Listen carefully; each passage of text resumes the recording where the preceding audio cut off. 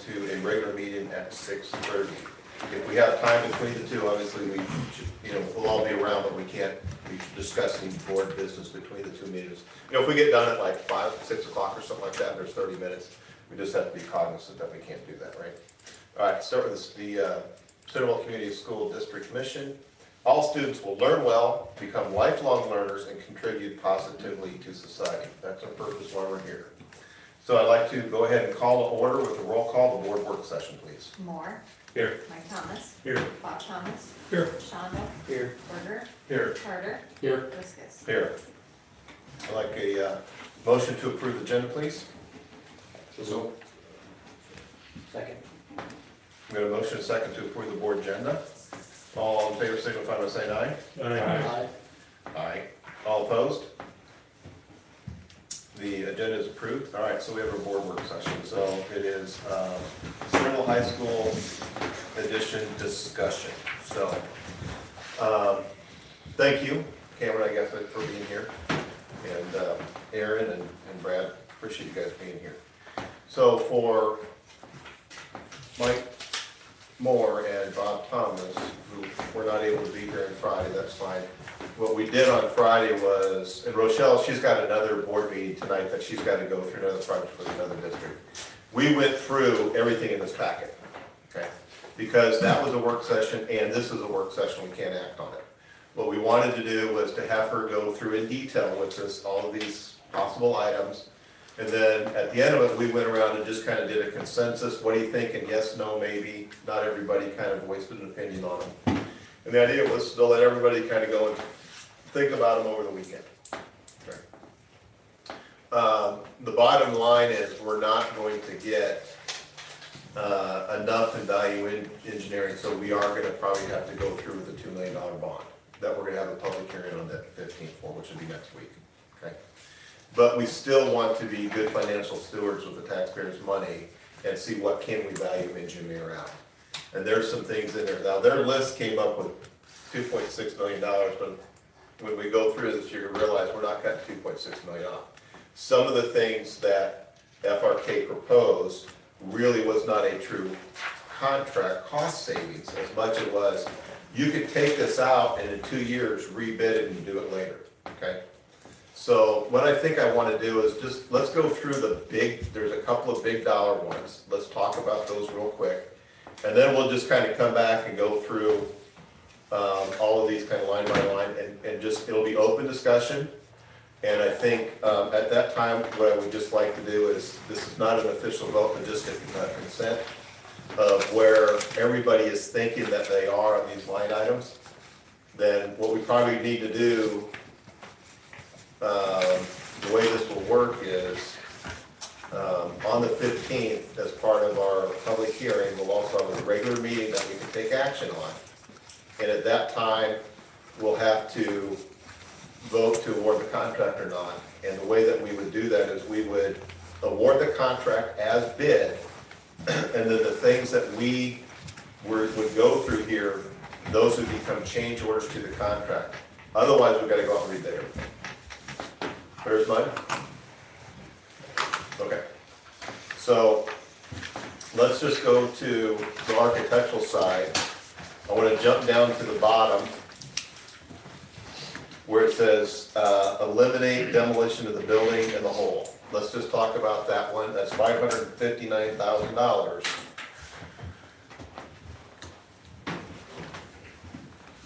So maybe some of you that were, if you guys got questions on it, ask. Otherwise, let's just, I know there's probably some thoughts on this one. I obviously wasn't here Yeah. Friday, but me personally, I'd say absolutely not to that one. I think like, if we were to leave that and not take action on that's just so wrong.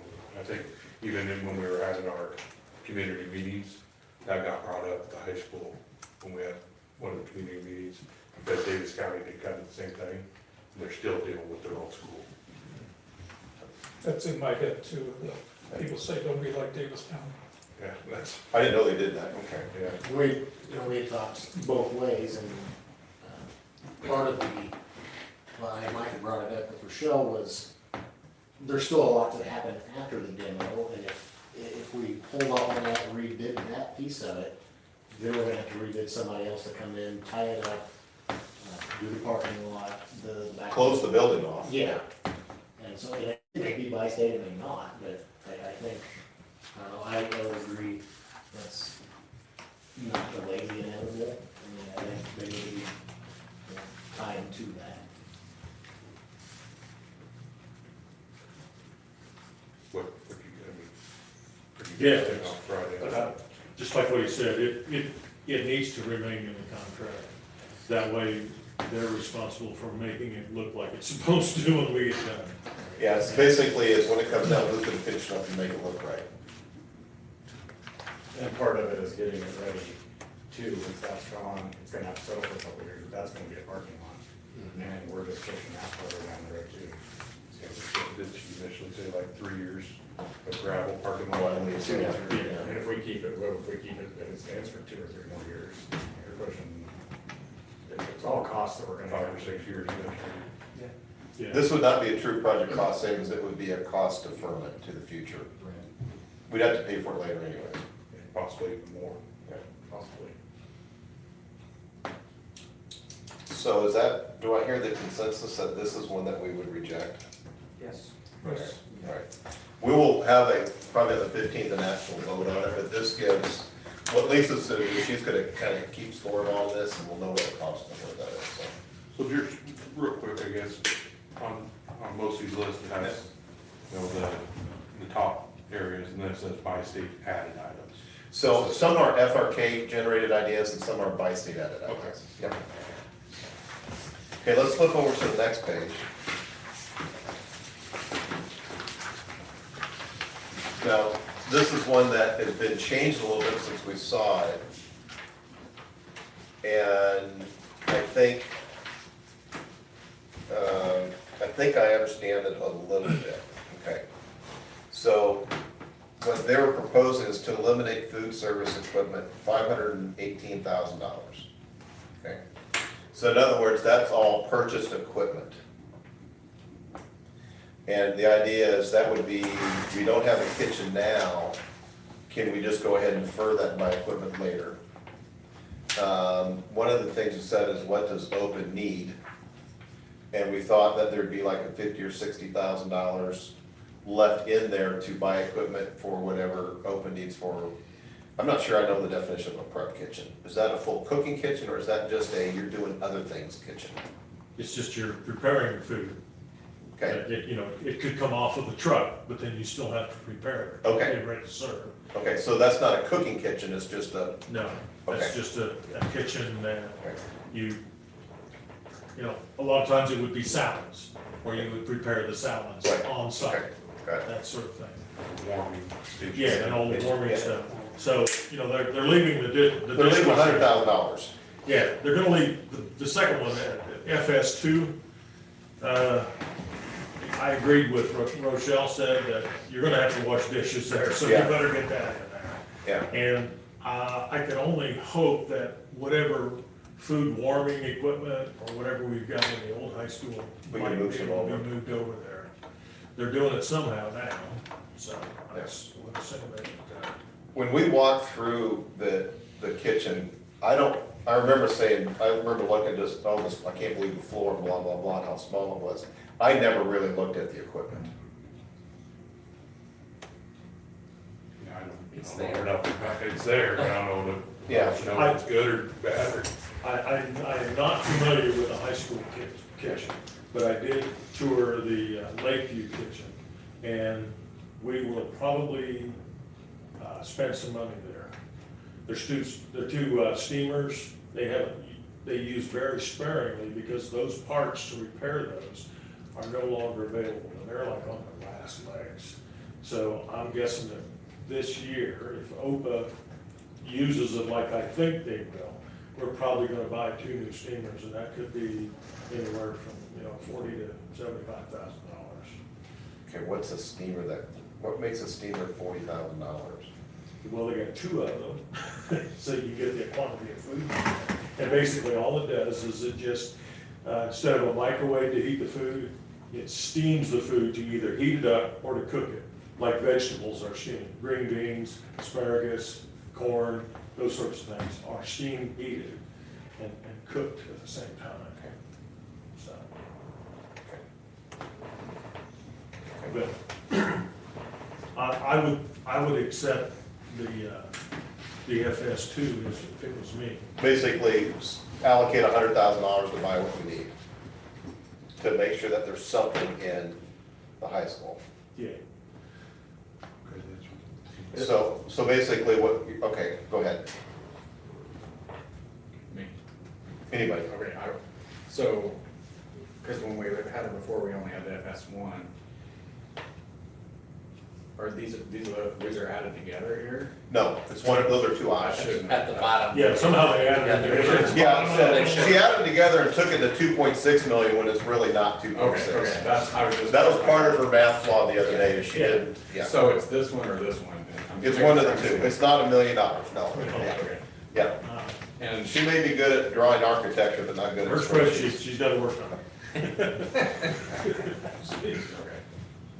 So basically getting rid of the food, like stoves and Right. stuff like that, but keeping it Right. up to wash Use it what we dishes and got. what.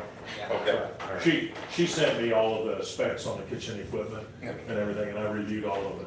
It's a full kitchen, basically. So the idea would be maybe over time, we would do that, and we'd put a full kitchen in there.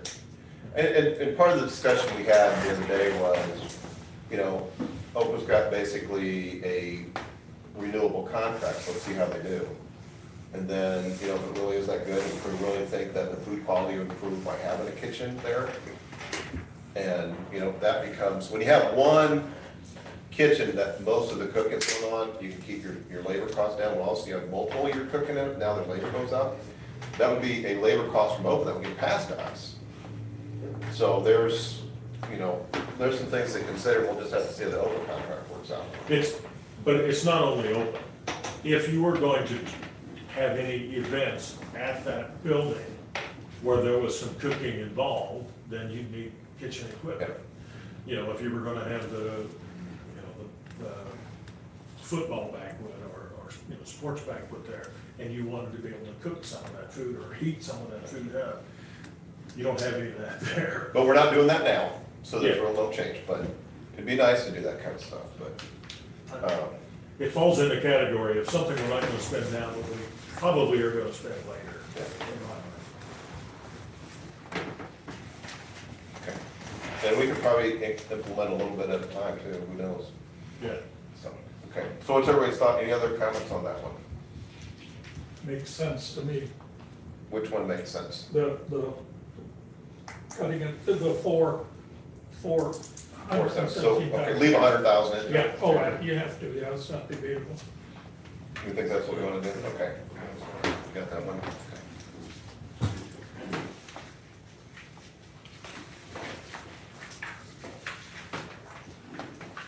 Okay. Figure we go up to the big dollars first. Then we'll come to some of these smaller ones. Let's just go to the next page for the civil for the parking lot. All right.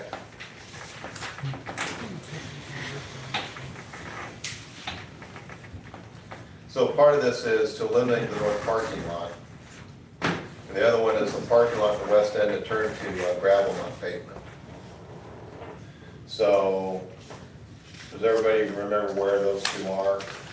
So the north parking lot would basically be where the 1917 building is. The west parking lot is west of basically where the gravel is now and what my kids always call the lower parking lot.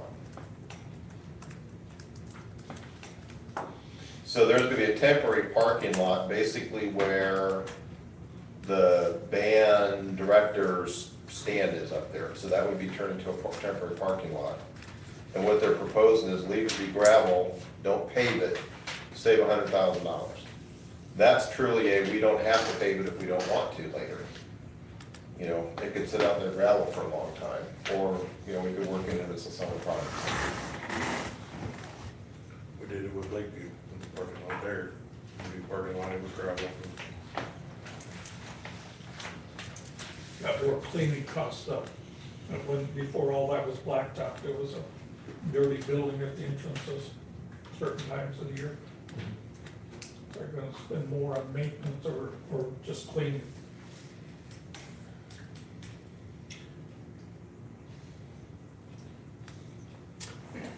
I think we need to keep the north parking lot. Yeah, we talked about that. Yeah, they're gonna demo the building, they're gonna fill it in, and then they're gonna rock it for less than 40 grand. I think that's a good idea. Yeah, I think so too. I would accept option C2. Oh, really? Yeah, to be gravel, not pavement. The west end? The west end parking lot. Oh, C2.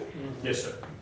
Oh, My ears heard something TW. different. yeah. Reject the other two and keep, Maybe I didn't say it right. No, you did, you did. Yeah, that's, Well, let's just go ahead and delete all the seating. I think that was let's put the onus on them to seat it because I gotta water and maintain it. yeah. Okay, so C3, what are you saying, accept or reject? Reject. reject. Okay. Okay. So it's C1 we reject, C2 accept, C3 we reject. Okay. All right, so those were some of the big ones that I thought we ought to get out of the way first. So I figured that's the way that, the $1 million was gonna fall was in those, okay, Next biggest one could be, the controls. yeah. I think the controls could take a little while. What are you talking about? The controls, I'm just trying to figure out, I hate to be bouncing around like that, but I just wanted to talk about, the most part, the kitchen and the demo of the building, just to make sure, because that's $1 million worth of the real $2 million ideas. So, okay. All right.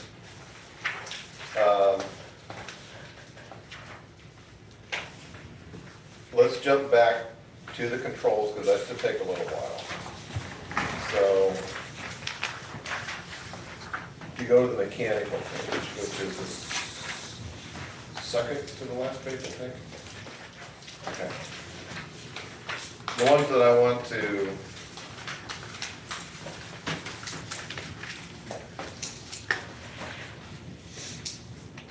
so just as a reminder,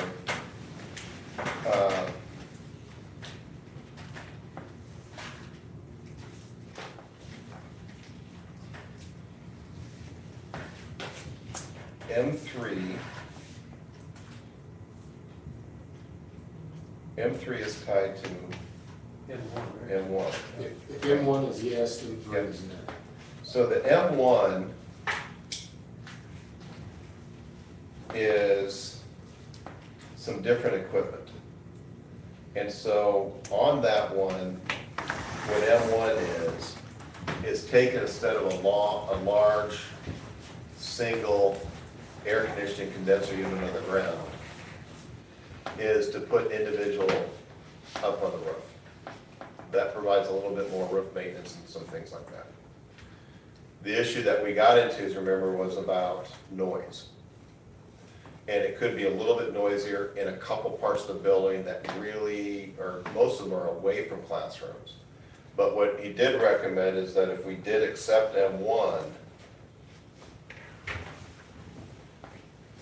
then we should also accept M3. We should reject M3. Reject it, yeah. We should reject, I left my notes at home, I'm all just, so I'm going from memory. We would reject M3. So there's an inverse relationship between those.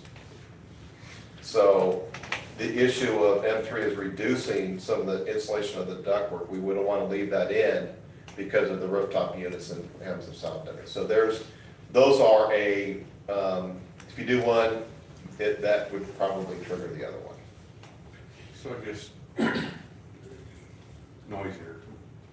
Like, I don't think it's a lot. I mean, I guess, it's not like disturbing. No. And the closest would be to the one classroom in the far north end. Most of those would be up over offices and common areas and that kind of stuff. So that one is over the lobby, it's right outside of that classroom, I know that. You know, I wrestled with this over the weekend, and early on, I was in favor of sort of the, I guess you might call it individual units. And kind of the longer I thought about it is, more holes in the roof, more noise. Gotta get on the roof to service it, and there's more of those to service, okay? From a service technician standpoint, I would rather have that thing on the ground like a power. It's just gonna be a whole lot easier to service, and we have fewer holes in the roof, and we have less noise. It's really the way to do this, in my estimation. So, not to say that I'm disagreeing with you, I would say, the counter to that, so one of the financial benefits of doing that would be, or not, it's a non-financial benefit to do it, I should say, is if that unit on the ground goes out, you lose AC to all of it. If one of the rooftop units goes out, you only lose partial. So that's the balancing act that we gotta get through. So are we willing to risk everything going down for AC for the entire building? Or do we want to do it? The net on it would be a $60,000, because we take the 24,000 out. So it'd be a net 60 that we're kind of giving up. Is it worth to do that from the maintenance and the noise standpoint? That's kind of the question that's out there. Yeah. You know, if a unit goes bad, then you gotta figure out how you're gonna get it on the roof. And if we opt for the control system that Aaron has advocated, that unit's, we're gonna monitor that big unit, or we're gonna monitor all of them as far as that goes. But we should have a pretty good handle on it, and everything that's coming up.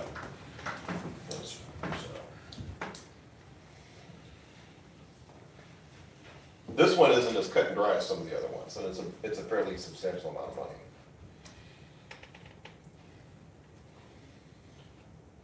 You wanna weigh in on it, Aaron? About the rooftop, Yep. I mean, he makes a valid point that I didn't think about, was there more holes in the roof? Especially right now, we're dealing with different holes in the roofs and leaks and this and that. Like one of the Howard that we're dealing with, it's not a major problem, but there's just a vent piping going up through the roof in the cafeteria that's leaked at least once a year the past couple of years, that we just continue to have to repatch and stuff like this. I mean, I understand the cost savings and everything with it, but there's downsides and upsides to everything. $60,000 on a $15 million project is a drop in the bucket. I know we gotta watch every dollar, but it's not a huge savings for me. You just have to remember that, $60,000, not a drop in the bucket on the project comes into $300,000, so they do add up. Yeah, they do add it up, but I don't wanna. Yep. I think back to our facilities meeting we had on this, when we were dealing with deciding what to go with. And I think all three of us were pretty adamant on ground units. I guess that's how I remember it. It takes up a little space outside, I mean, you go down to Howard, you can see how big that thing is down there. It's huge. It's big, but, you're not losing more than, 3 parking places down there. And again, if we reject M1, that still gives us the opportunity to accept M2 and M3. We're still gonna save us about 48,000, so I mean, there's still a decent chunk of savings. Yeah, that's a good point. Yeah. So, That's a good point. Tim? I guess I didn't even think of this already. Is there any difference in efficiency between the rooftops or the ground unit? Does anybody know? when he was on, I can't remember his name, when he was on the phone, he did say that the pros according to what I wrote down was, you know, if you had one of the, you know, the 4 units, that may actually conserve a little bit more energy because you can kind of dial in by sector. Well, and like he had mentioned that if one of those units go down, you don't lose air conditioning to the whole building, just a section of the building. And then try to play catch up. And we all know what it's like if you lose AC at 100 degrees a day. You know, the school system only uses air conditioning about 1 month, don't they? 2 months at the most. You can Probably make 2 it- months on either end. You could make it through, my teaching, you could make it through almost all of May before you needed air. And then August, you gotta have some air and it cools off. Well, this climate change, everything I'm gonna say is gonna be. We'll be wrong tomorrow. We're running the air in December, that's right. What's the point you're getting to, Bob? I'm not sure of your point. What? That air conditioning, having no air conditioning isn't that big of a deal. It's a small part of the school year. So you mean like if we have one unit that goes down? We can live. Or if you had the whole thing go down, it's, Well, that's what I'm saying. If you have the one unit and it goes down, you lose it, everything is, yeah. But it's, like you said, Okay. it's not that big, air conditioning is not the biggest part of the year. so here's where I'm in I don't know if we know enough information about this unit. Does it also have anything to do with their circulation and for heat? Well, it uses a fan coil, like a radiator, and circulates hot water through that. And that's what will provide the heat for the room. Because if that one unit goes down, it's a bigger issue to have a loss Well- of heat. So that's one that I think we're, Yeah, what, the hot air part of it is pretty simple. It's just a fan motor and a heat coil. And, you know, there's a pump that brings hot water to that coil and a fan that blows it. So there's fewer parts in that. Whereas an air conditioning unit, you have the, condenser. if you're going with the, I guess I'm gonna call it the individual units, then you've got a compressor and, Evaporator. you know, evaporator and Fans. you've got more pieces there to take care of. And I would almost question the gentleman about how efficient it was. Those are all, I'm sure, are scroll compressors at a variable speed. So they vary the speed on those things depending on the load. Okay, so if, you know, if you have 4 air conditioners running, it runs at a certain speed. If you got 5, then it speeds up to keep up. I think the efficiency is there. I don't see that you would gain very, very little efficiency by going to individual units. And in my opinion, even if we were to lose, say we went with the 1 unit and we lost it all, I mean, within 2 weeks, there's a good chance it's fixed. Okay, but Yeah. I wanna push back and say 2 weeks in late August, early September could be a real issue, cause I don't wanna let school out early. And my concern is what does it do for heat in the winter? Because I'm agreeing with Bob on you can get through without the air conditioning, but what impact would that have on Heat, heat?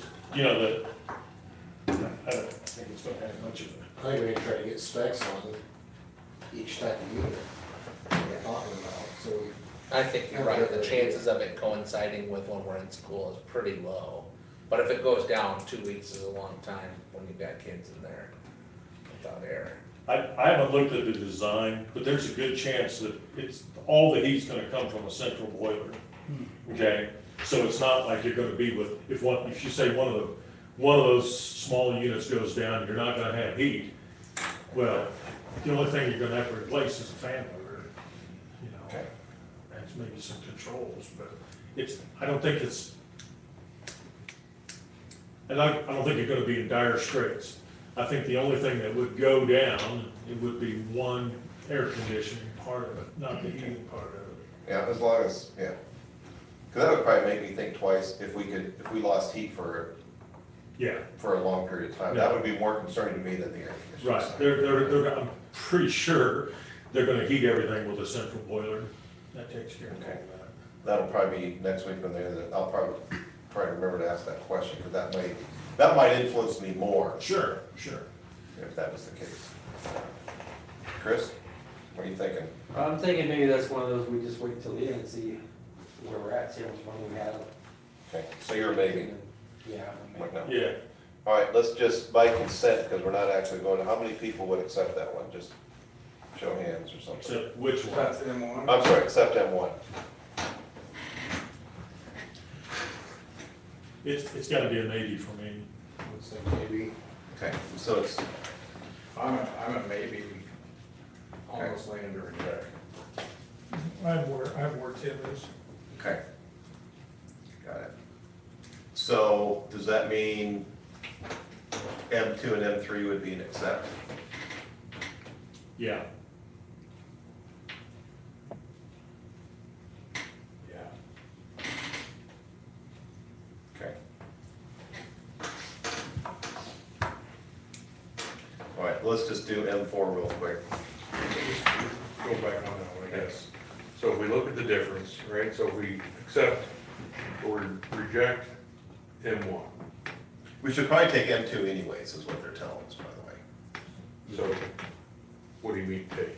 We should keep. Except M2, yeah. And then the only way we can accept M3 is if we reject M1. Yeah, if we put more rooftop units on there, then they're saying, don't eliminate the soundproofing in the ductwork. So when we look at it, $40,000 difference, 60 actually. Because M2 is separate. but I thought, M2, you. M2 probably is accept a that. separate issue, we're probably gonna accept that one anyways. okay. M1 and M3 are the two that are combined. I think, for me, we kind of went over this in our facilities portion of planning of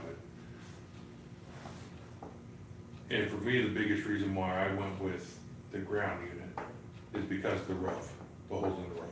Okay.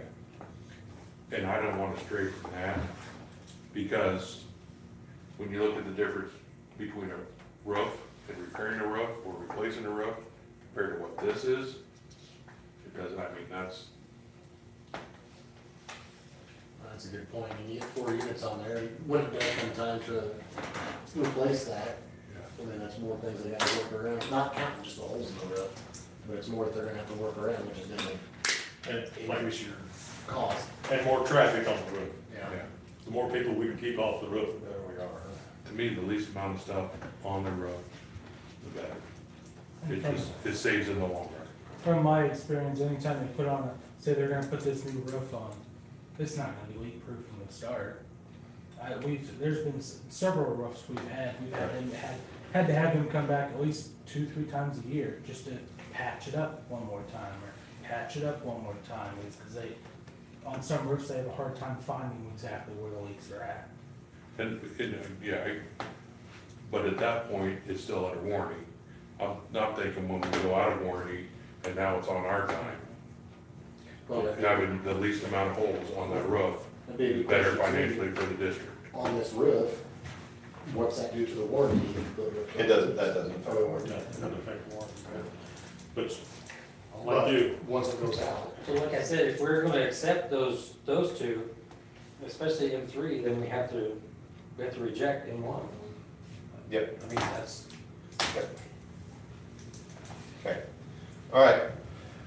Is that what you're doing then? Or It is sounds just like, something? well, our consensus is probably, it's right now, M1 is at a maybe to reject.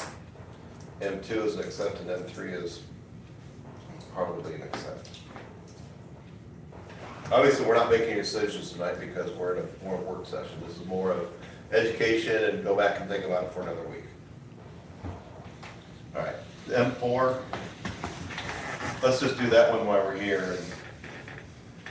And I think that was just sourcing some cheaper motors. yeah, I would stay with the EC motor, it's a much better motor. In my opinion, What's EC? it's a type of motor, Okay. it's just more reliable. Like anything else, you can always find something cheaper. And that was $450 total. Right. Not per unit, so. Okay, so here's the big one. Now, kind of like the other page that we had where on the food service, we had the 517 and the 417. That's not a total of 900. Because savings on her page. This is the same way. So this is M5 and M6 are options. So basically M5 would be option A, and M6 would be option B, okay? So you have to think of it that way, because we're not gonna get 223,000 plus 48,000, okay? Jesus. It's either or. So, the $223,000 included, and this is something I wasn't aware of in the project initially, is going into the tech wing, the science wing, Simon Estes, and anything that's staying, and changing all of the controls over, and putting them on one control system so that entire building is on the same type of controls. So that was gonna be part of the project. If we say we don't want to touch anything of the existing buildings, we could save $223,000, okay? That's option A. Option B, which is M6, says we will go into and do the science wing and some in the wood shop and some over here. It's not doing everything, it's just part of the controls. And quite frankly, this is where I don't understand the difference between the level of controls of saving 48,000 versus saving 223,000, because it sounds like we're still doing something in M6 and nothing in M5.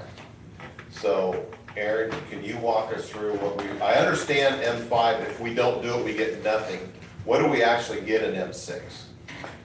100%, I don't know either. Okay, I don't know the difference of what they're trying to do. okay, Like, I know what the aspect of it is, there's good points in the auditorium, and then the wood shop and science wing, we talked about that it's that old system, that it's basically like a bag phone compared to a normal a smartphone. But what the difference is and what we're getting, I don't understand what they're trying to say. So Michelle explained it as with option one, you're still gonna get the master controller. So this is the device to which we eventually would like to hook all of the systems.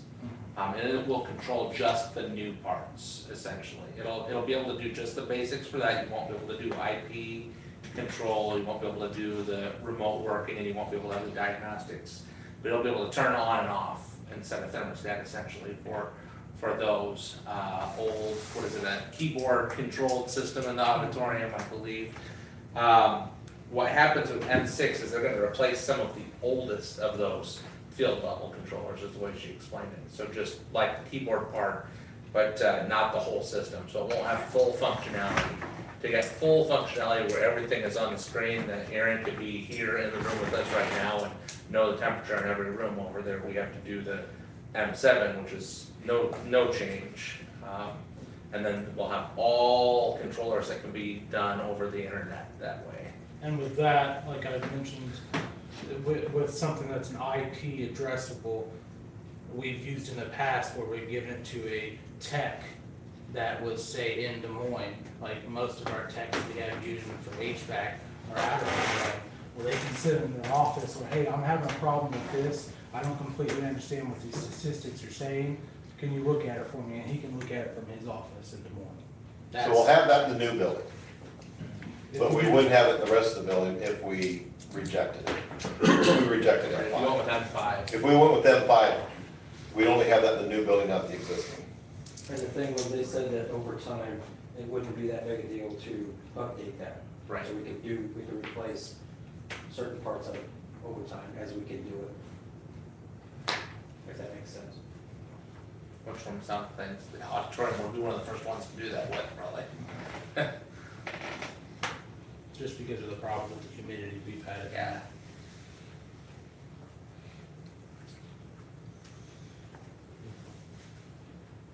I'm torn on this. Well, I don't want to Lakeview. I don't want Lakeview's problems. well, you can take control. Yes. We don't want that. With, It's, it's a different controller system. Right, but I mean, just the mess of trying to figure out that system that no one really showed, you know what I mean? How screwed up that system is. Yeah. it's, This system is not, what they're proposing here is really not gonna change the equipment. It's just gonna change the way we monitor it and control it. This, the compressors are still gonna be there, and the fans, motors are still gonna be there. All of those things are gonna remain in place. You're not gonna have the tiny little cramped room. So basically, you're changing the thermostats and then how you interact with the thermostats in Pretty a much. way. Yeah, That's pretty much what. field you're level doing. controls like Yeah. a thermostat. So it would still be something that you could use, I guess, Aaron or Brad or someone, you guys could both operate if need be. Not something like Lakeview system where no one knew how to operate it at all, basically. Yeah. To some degree, I mean, I don't wanna take anything away from you, but, there's all kinds of monitors on that system, okay? It monitors all kinds of things in the mechanical room, and then it's monitoring the classroom. So it's just like the computer on your car. It manages everything on that stupid thing, from the power seats to the power windows. That computer does all of that stuff. And that's what this is doing, is it's bringing it all under one computer so that you know what everything is doing. Even though the science wing has its own kind of mechanical stuff, and the tech wing has its own mechanical, and the auditorium has its own mechanical, but at least you can look at all of them from one place This and would forward show, that information to a tech that might know more than you do. this would show you like the static pressure, the airflow pressure. Like, I mean, at certain points, if the airflow pressure is getting too low, your filters are probably getting a little dirty. Or, the static pressure, that's a big one that you need to keep an eye on. It just gives you more statistics like this with the system we have now controlling the older parts. Literally, all you can see is the temperature. And it just doesn't give you anything to go off of for that. I mean, you're really trying to service it and maintain it and troubleshoot problems. It's really just a shot in the dark. But that's my opinion. It's a good investment. Whether we have the money to make that investment, I can't answer that. But it is definitely a good investment. So M5, basically, lack of better words, doing nothing to upgrade the system. It's doing nothing in an existing Just putting building. a new system in the new building, that's all that does. And 6 is Doing upgrade some of the older. doing quite a bit, but not everything. Okay. And M7 is, Do it all. just leave it the way it is. I guess that would be option C in my little.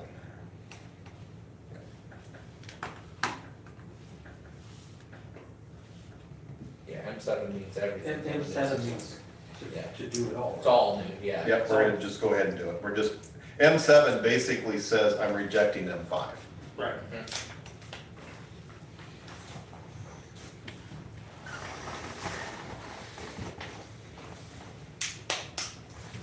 I think my opinion is we need to save some money, but I don't know that we need to.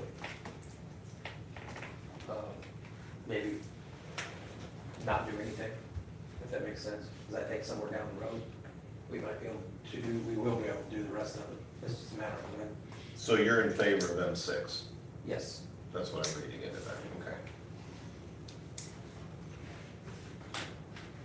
It would be nice to do it all, but if we don't have the money, we don't have the money. This is why we're here. Yeah, so I guess, looking ahead, right? I think not only by doing, going through this and things, but then the stuff that we put off, then we have to decide how much money we have to look forward to spending in the future. You're getting it now. So, and which one takes priority? So, on this one, this is a big one. I think we do it all. I would agree. I mean, you're not, when you add new to old and you keep the old problems, the older system, you're gonna have older problems. And I agree, I mean, it's, yeah, there's a good chunk of change. I don't know. Maybe I'll agree with him. It's just the control, so I mean, we're not changing the units themselves, so. It's a tough one. I'd like to see a list after we go through this of everything that we put off. That same thought, Well- yeah, and then we gotta prioritize that. Yeah. Just, yeah. And Well, if that's we're kind of gonna- why we're getting a consensus. I was leaning between M6 and M7 personally. If we were taking a vote right now, those would, yeah, $223,000 is Just a great. thought that might be useful on this one, is there any way to do some of the others, get kind of an idea of where you're at, and then come back and talk about this one? Well, like I Just a said, thought, I mean, Yeah, we need two lists. yeah, One, how much money, we're making these decisions, how much money is that saving us? And what are we- And two, what are we gonna have to add back in the next, 2 to 3 years? yeah. Just, we're Okay. not really saving it, we're just. so in order to get that in front of the board, we probably need to have a thumbs up, thumbs down on these, okay, where you currently are. Mhm. I am reject, So just tell us which one do you accept? I would That's easy. accept M5 and, or M7, 6 and 7. Nope, nope, it's one or the It's other. one or the other. It's Crap. M5, M6, or M7, you just gotta pick one. Come on. I just realized there's three options, so, yeah. I am a reject M5 and maybe on the other two. No. He still didn't get it. No, I get, I'm trying to sneak in there. That was good. Okay, no, that's fine, that's fine. We'll go through that. Chris? I'm gonna finish that. No, we'll just go around and then, Chris, what are you thinking? All right. I'm gonna go with maybe on 6 and maybe on 7. And I don't wanna, M5 is definitely a not, okay? Okay, If we have the money, then put all controls in. okay. And if we So, don't, for you guys that are doing maybe on two of them, I'm counting them as a half point, okay. so that we have a total of So that's 7. a place where I'm willing to wait and see. Okay, I agree with it. I mean, M6 would be my minimum accept at this point. Again, I vote, God. if we find money, then yeah, I say. so you're basically a 6 or a 7. Yeah, I'm a half point. Okay. I'm a half point club. I'm an M7. If we can afford it, that's the Okay, one got that it. I just like for it. Okay, On the 5, let me talk about something I was gonna Sure. say before. In the facilities committee, we've got that list of things. And when we started doing that, we had more projects than we could afford. This year, I think there's money left over in there. We only spent about half of it. I think Tim's list is only half of it. And so I would think in the future, there's gonna be less maintenance on, because we got rid of some of those bad buildings and fixed up some of the other ones. And so in that $500,000, I think there could be a couple hundred or 250,000 every year that we could use to do some of this stuff. You agree with that, Mike, or? No, I agree with you, I just don't know how much at the end of this is gonna be, the list's gonna be this Yeah, long. I'm with you. And so that's where, if we can afford it, we're putting it into this project. okay. As far, instead of, okay, now we gotta scrounge over, things that, because we also have to set a time frame on some of that stuff. Some of it needs to be done maybe the following year after it's completed, and some can wait 5 years, it just, There's some sort of false economy here, in that we think, well, we didn't spend all that 600. We could have. Tim just didn't put all those things, there were many, many more things he could have put So on the let's list. back up and talk about this a little bit. I'll talk about it when we get to my point. So what's your position? I'm leaning M7, Okay, maybe 6. so you're in the half point club. I just don't know that unless we absolutely have to, that heating and cooling and stuff like that's something we should over unless we have to. Okay, all right. I'm sitting at M5, right, M6 is where I'm sitting at. Okay, so this is gonna be an interesting one come next Monday, okay? What we probably need to do is make sure that FRK and Ferris is on to really talk us through this one. Because I think there's still some, we need to understand from them, and Ferris has to be on the landline, not through his, that was hard to hear. That's an Okay. emergency. Yeah, so this is one that I think, it's a big thing and big money. So, let's talk about finance, that 600,000, here's the deal. Having run the numbers and after the last meeting, Lisa set up to, at my request, set up to Matt Gillespie to take our maintenance budget from 600 to 400,000. And because if we're gonna go in bond for another $2 million, that to be repay that bond off has to come from someplace, and that's where it's gonna have to come from. So, and the real reason, or I should say the secondary reason to do that is that the voter PEPAL is due for every 10 years, right? And so it's up in 2031. And what we need to think about, as much as we're bonding out there, is if the voter PEPAL does not pass from the voters, that would put us from 2031 to 2038 into a negative cash situation, which we cannot have. So the only way that, in our fiduciary duties as a board, we have to look at that as that could not pass. And we can't leave the district, it would be $2.5, $3 million deficit in the middle of that, okay? Until some bonds get paid off and some cash flow starts coming back into that. We can't do that. Therefore, the only way to protect the district's long-term financial in that period is to take our $600,000 maintenance and cut it to $400,000. And when you do it, then the district will cash flow all the debt service and all of the things that we need to do for the technology and for the transportation budget is taken to $400,000 a year.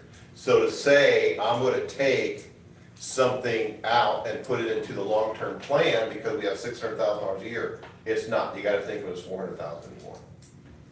Yeah. We won't have the money to put it back in later. So I think we just need to consider that our maintenance is now a $400,000 budget, which it should be with all the money we're putting into buildings. Because we're not gonna maintain the 1917 building. We've got new at Lakeview. Well, how much, okay, that brings up the question in my mind, how much did we spend on maintenance for the high school? What projects, I don't mean janitorial, what improvements did we make? I think we're not doing any because we know we're replacing. Right. There's nothing. So there's nothing to be saved there. Well, no, but instead of 600,000, we did, what was the summit project that we went through? You want to list the summer It was project? like 350? 50 or something. But, I want to say 357 was the Weren't number. we using some of last year's money? yeah, So so, we yeah, carried over still, to- yeah. But the point I'm making is that you said, well, we're gonna save money because we're not putting any money in the high school. Well, we haven't put any money in the high Well, school. right, because we're not spending the full 600. Well, Yeah, this year, your summer projects, you spent at the high school, In the 1917. 30, well, it just, high school, I guess, so I don't know which part, about 38,000. What was the project? what was that, I can't remember. Repair the roof drains. Prepare what? Roof drains. Glass in front of the auditorium, bathroom stalls, the Yeah. science wing, Those are all still new painting. building stuff, Right, or right. newer building stuff. Yeah, So it was So- 1917. yeah. So you got 40,000. But we're going back and we're not spending $600,000 a year the last few years. Yeah. We're spending less of that, which is another argument for why we could bring that budget down to 600, down to 400. No matter what, we need to bring it down to 400, I agree. To make, just so we're not in a negative cash flow. Now- Well, it wasn't one of the summer project, didn't we buy the truck with the summer project? Yeah, yeah, Yeah. So, stuff like, there's, Truck is like the snow plow. yeah. yeah. So if you go look at, we can, I guess, if you want to say that as a cash flow out to everybody, I know I got it, I printed it out. If you look at Matt's cash flow projections, really, most of our bonds get paid off 20 years from now. Yeah. So how much capital would we have to do in the next 20 years? That's why I'm saying, Mark, we need to do a long-term facilities plan to plan through that. Because if we don't have voter-assisted PEPAL, and we get through 2042, the cash balance is, I've got it here. At 2042, all of our debt's paid off, and we're sitting at $4.2 million. And then if you jump 7 years forward at the same, and an inflationary spend rate for maintenance, the district has $10.6 million of PEPAL and SAVE money built up. Sounds like where I'd like to leave it.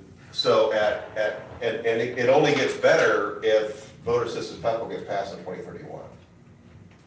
So some of this is contingent upon us bonding $2 million. And if we bond the $2 million, we gotta pay for it somehow.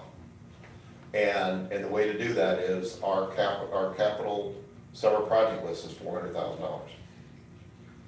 And that's, I mean, you guys have been on this for a couple of years, I think that's plenty for Yeah, moving I forward. think so too. Except Kevin, when you make that decision as a committee, you need to let the rest of us know that, because I can't make good decisions with Well, that that is- information. Two things. One, that was announced at a board meeting 3 or 4 board meetings ago. Because when we, and I can go back and find it, so that was spoken in this room at a board meeting when Tom Campbell was still here, that when we approved, it was a meeting that we approved the summer board projects, is one of the things that I said in that meeting was, we need to take that balance from last year, plus what we're not spending this year. We're gonna say the facilities committee could have 25% of that, which is $125,000. And then the rest of it, we're gonna need to save for cash for the high school project, because we were concerned about the budget, and going forward, the budget would be 400. So that was, in March, it was spoken at a board meeting. Not in my long truck, I read that. No, but it was spoken. Okay. Yeah, I do remember the discussion. Okay, It's, so Ken, take notes then. I mean, but it was spoken at the board meeting, Bob, so. Okay. you know, there is a false sense of security, you know, I've done this with many homeowners, and you build them a home and they think, wow, we're set. No, there's always something that needs fixed, you know, and, but I think the 400,000, Yeah. we just have to make that work, is the way I see it. Okay. So this one is, we don't know yet. But like I said, I think we just need Ferris to really just walk us through this one. Okay, so we got about 30 minutes to go. Those are the big ones to go through. You were worried about ending there. Yeah, it was. I did want to bring up a point, and I think I said it to Kevin, but, and I know it's hard to visualize what that building's gonna look like. The only windows you can look out are, there's a few in the administrative wing, and you're gonna go to a classroom to look out a window. You will not, there's no other window in that building that you can look at. Do you know that? There's a full-sized window next to the door on the end of the angled wing and the other end of the angled wing, although that's into a very small courtyard there. But yeah, there's not a lot. If you wanna go in that commons area, or what you might call the cafeteria, there's no windows to look out there, there's nothing in the gym, there's nothing in the weight room, there's nothing in the wrestling room, locker rooms. Are you happy with that?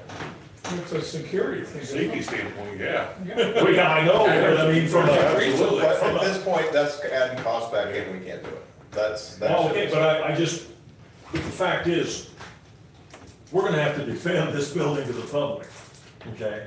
So, I'll defend safety all day long. Okay. okay, that's fine, as long as you know that. Let's go back to architecture, and let's go through some of these real quick and kind of get a, Real quick, what is that very last page, the district? Yeah, I didn't get that either. That's where she was gonna keep track, I think that's, her plan is to keep track of what we would decide to do, January Oh, one. okay. Yeah. Okay, so I'm gonna go on architecture, A1, this is basically eliminating the door heads, the overhead door between the gym and the common area. This is just, I need a quick yes, no. Yes. Yes. Okay. A2, those are some windows to look down into the wrestling room to kind of watch what's going on in practice. Yes. You gonna accept that? How about everybody else, just a quick little, You know, from a teacher standpoint, being able to look in there's not a bad thing. That's a good wrestling, especially girls wrestling in there with a lot of male coaches, that's good to protect everybody. I think it's good. It's a good, I'm sorry, I didn't mean to add to the mix, but that's a really good point. yeah, you need to be able to have your eyes on wherever kids are at, you need to be able to see what's going on in there. Here's what I'll say on that. Fair enough, I'm just. No, here's what I'll say. If we have that doubt, then we don't need the program or the coaches. I understand what you're saying, but it's not about doubt. I mean, great people, every time you go into a room, you make sure there's a window where you can be seen. Because people make accusations about things that But don't there's still happen. gonna be the entryway doors and, You can have the best coach in the world, and it takes one pissed off kid to come in and tell some story about you, and your career is over. yeah. So are you gonna have somebody standing at the window? You're right. No. There is a door on the. No, the window but you- door. Just being, Do we have Alright. a camera? everybody think about it, because we're gonna vote in a week. I didn't want a yes, no right I now. didn't think about the window on the door, but that is a good deal. I want to get through the list, because now I'm concerned about time, so just a quick yes, no. How many yes? Use your voices. Maybe. I'll reject that. Not reject. I think yes. Okay, so I'm gonna put that one down as a maybe at least. But I did. All right, It's a lot of maybe. because I can't pronounce the celeb. Clear story. Clear story. Why can't they just do it CLEAR? All right, What are we You're talking talking about? about A3, Yeah, what is that? yep, That's the. windows up high. Windows up high. Oh, okay. I would reject that. That's. how is that different than than A2? The A2 is windows that you look into the room. A3 is where it provides. Oh, that's the weight room, natural never light. mind, weight room, that's what I was missing, weight Yeah. room. A3 is Up where high, big window. Yeah. you just natural light. Natural light to the weight room, yes or no? I would reject that. I would accept. Maybe. Derek? Maybe? Maybe. Let's put that one as a maybe. I guess my maybe would be, could they add different windows in and keep it a little more simple instead of the architectural? I don't think you're gonna go from 9 to 5. Okay, bleachers in the gym.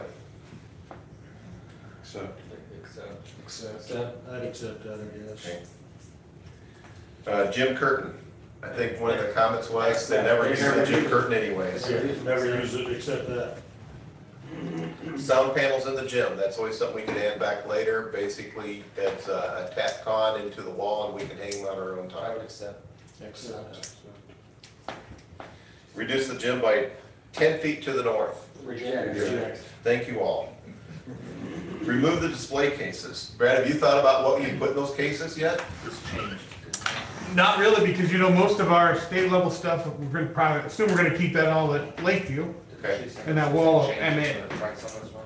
Yeah, it's like 87. I mean, we've got a trophy case by the gym that's got some very old trophies in it, and But it's also down the hallway, nobody's gonna, I mean, you gotta walk down that hallway to see the trophy cases. so. And there was an update today that, because you asked about the brickwork, if they eliminate the brickwork, it also goes to like 8,700 bucks. 8,700, Yeah, yep. so I would accept that. Me too. Okay. Eliminate the graphics and the bulkhead in the comments, okay. In the comments is what it is, like 10 by 30 or 10 by 40 or something like that. They're gonna put in big graphics up there to be designed. Us hired Myers this week, and I said, how much per square foot for a vinyl graphics logo? And he said, is it cut or is it just sheet? And cut is a lot more expensive because of the labor to do the whole.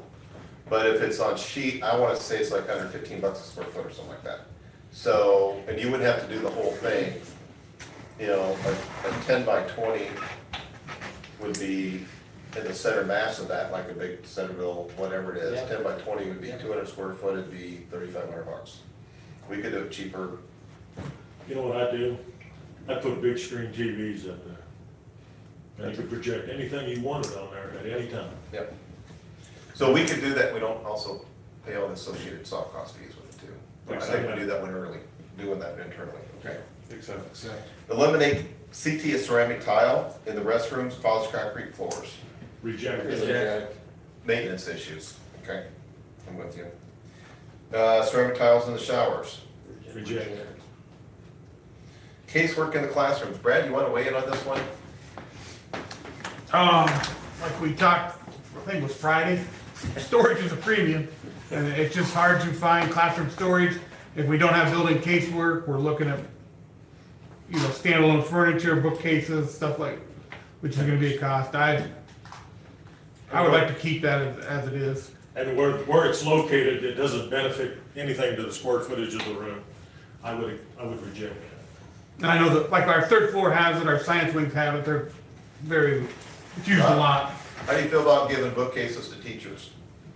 Bookcases, Or bookcases, whatever, storage to casework to teachers? teachers need all the storage you can get. I'm leading the horses to water. What's everybody feel like this one? Reject. Reject. Eliminate casework in the office. This is mostly in Parker's office for the myriad of stuff that he needs to store. Reject that. Change the doors to aluminum Accept. or instead of aluminum. Now, you guys had it a We reject last time. Yeah. Yeah, Because I think they told you not to do that, didn't by state? yeah. He said they would keep it. I'm not saying, They would keep it, you can okay. change your They mind. reject. You're right, you're right, excuse me. Tell me why they said that. It doesn't matter, it's not that much money. You're cheaping up the door, you're saving a little money to get a much cheaper door and get you a better door. It's $300. Chris is gonna cover that. Eliminate and clear storage. except, Yeah, this is basically the light coming in the hallway in the new wing. Accept. Reduce lockers by half, Accept. because there's like 9, these are in the locker rooms in the weight room gym. Yeah, there's more lockers than we need to know what to do with, okay. Extend small group wall out, doesn't have a dollar. No dollar. Okay. Now, the 65,000 total casework budget, that you can't count as savings because that was just informational. So that makes that 2.6 million, just like the food service double dipping and some of the other double dipping, that made that number. So that was just information. Okay. Delete the bottom one there, delete electric and natural gas. I'm not sure we can accept this one because of our contract for utilities. I think we just leave this. Yeah. we're gonna It's a reject lot that. cleaner, yeah. Okay. All right, fast forward up to electrical, okay.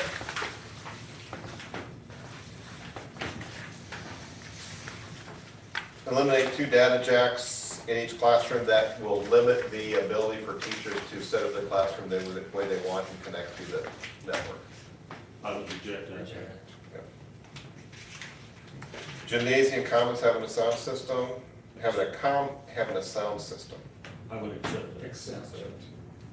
She worded that word there. so. Yep. Eliminate the lights in the parking lot in the north. Reject that. Okay. All right. Substitute aluminum instead of copper conductors and repeaters. I did talk to my electrical consultant over the weekend. He said it's very common practice to do aluminum for those. He gave me, and he's an extremely conservative safety guy. He used to work for Alliant Energy. He said mostly at all of Alliance, anything they bury in the ground is aluminum anyway. So he said, So accept. yeah, I got. We can accept that.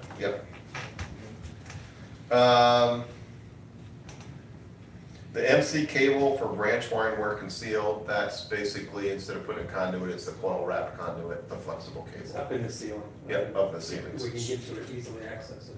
Yeah, and it's limited to like 3 or 4 feet in length. Yeah. so. Yeah. Very common practice, So accept. That's and acceptable. we've accepted that. Okay, lightings and troffers, basically, I'm gonna spec different equipment, we'd still have lights. Except, yeah, E7 and E8, we'd accept those. And one of those is directly tied to the clear story that you accepted That was a lot. earlier. Yeah. Yeah, because you had to change the lighting match. All right, I'm gonna run through it again, I think we went through everything. Plumbing. Plumbing. Did I miss plumbing? I think we just line up, or whole sheet of that one to accept it all. Yeah, that's what you guys do, I mean, Okay. the last. Because it was all just about changing. Oh, I did. Different brand. Yeah, My page is stuck together. Most of it is just fixtures. This is just changing specs on fixtures. unless, Aaron, do you have any comments on that? Have you looked at any Brand of or these? anything? I don't have any objections. Do you want to Could do you- your changes? And, oh, go ahead. Oh, no, go ahead. No, I think we think all of them. Now, Okay. that one, E3 was subject to the fire marshal's approval. Right. Right.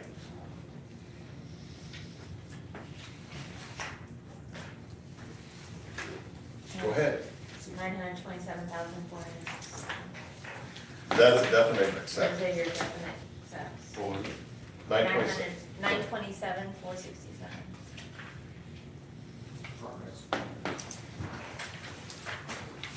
Okay.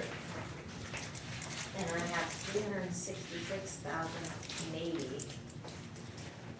What? 366. Right. So we're sitting pretty close to a million. And plus a few more acres. Yeah. I'm feeling a lot better about that. Do you have the absolute reject?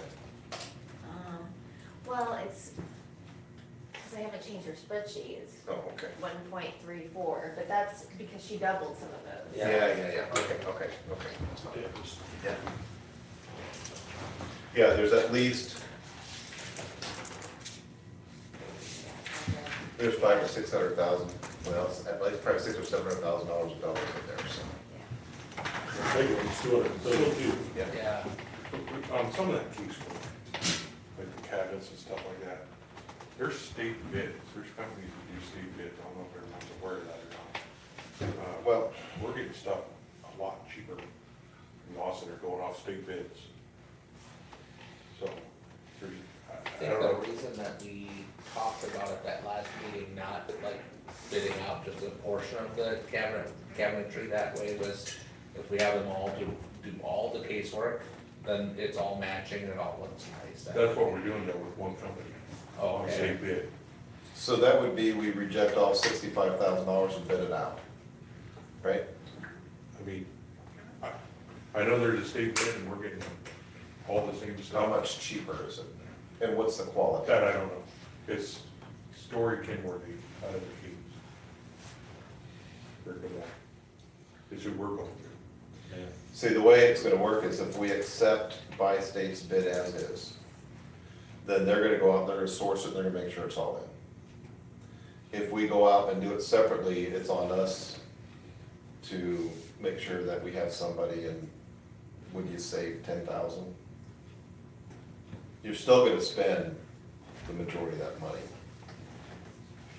Yeah. And So my question would be, how much is the loss center savings? Okay. And I can tell you that the company that's gonna do it is regular Centerville. That's gotta mean something. Well, if the state bid is not the company here, so. No, that's not what I'm saying. I'm saying the company that's in my states. Oh, Right here in oh, it Centerville. is, you do know that somebody here locally did I it? know for a fact. Okay. it's,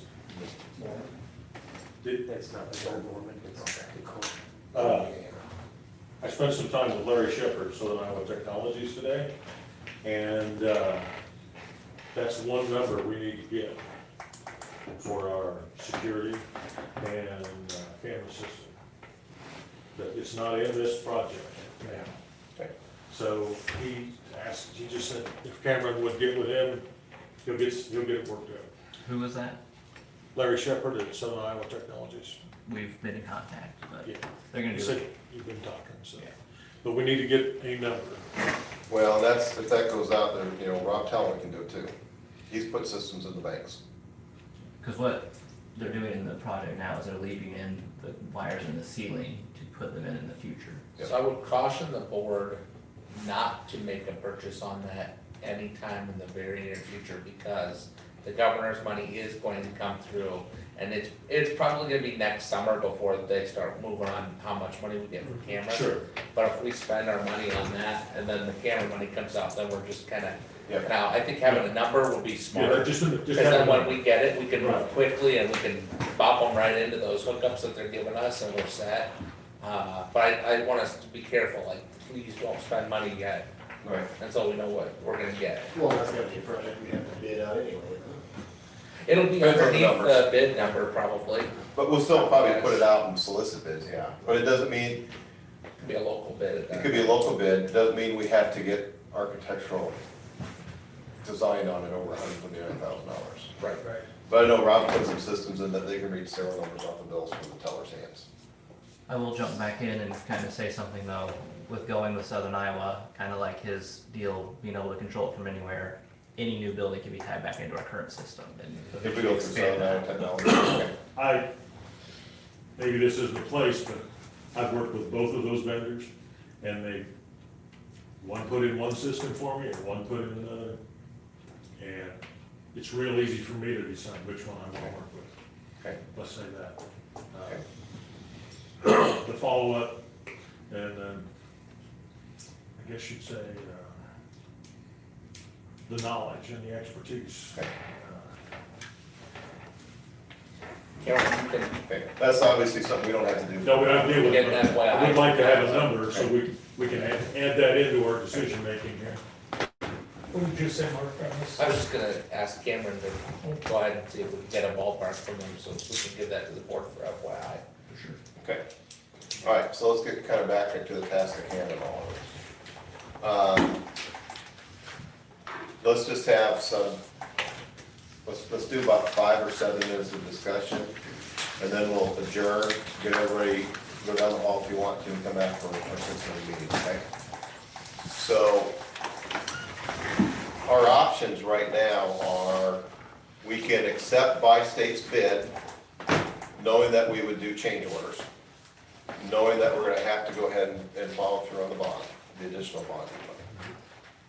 Option B is to reject the bid at this point, because 3 weeks ago, the third option was to table it to a future date. And at this point, really next Monday is the future date, because we have to make a decision on that bid by the 30th. I mean, by the 20th, So the option to table it, we can't table it much past Monday, unless you wanna have another meeting 4 days later. Because if we table it on Monday, I'm gonna call a meeting on the 20th, and we're gonna make a decision at that point. We can't, and that just seems kind of silly to me to have to do that. So basically, we need to act on it next Monday. We're gonna either accept it with change orders, or we're gonna reject it, and we're just gonna figure out what we're gonna do from there. Where's everybody feeling? This is a kind of a, we're getting into a gray area of what we can do in a board. Let's just discuss it. And I just want discussion. I don't want I'm not gonna ask anybody to thumbs up, thumbs down. Let's just discuss it, but I don't wanna take anything that insinuates a vote. I think I'm leaning towards accepting it, but we still have to cut more.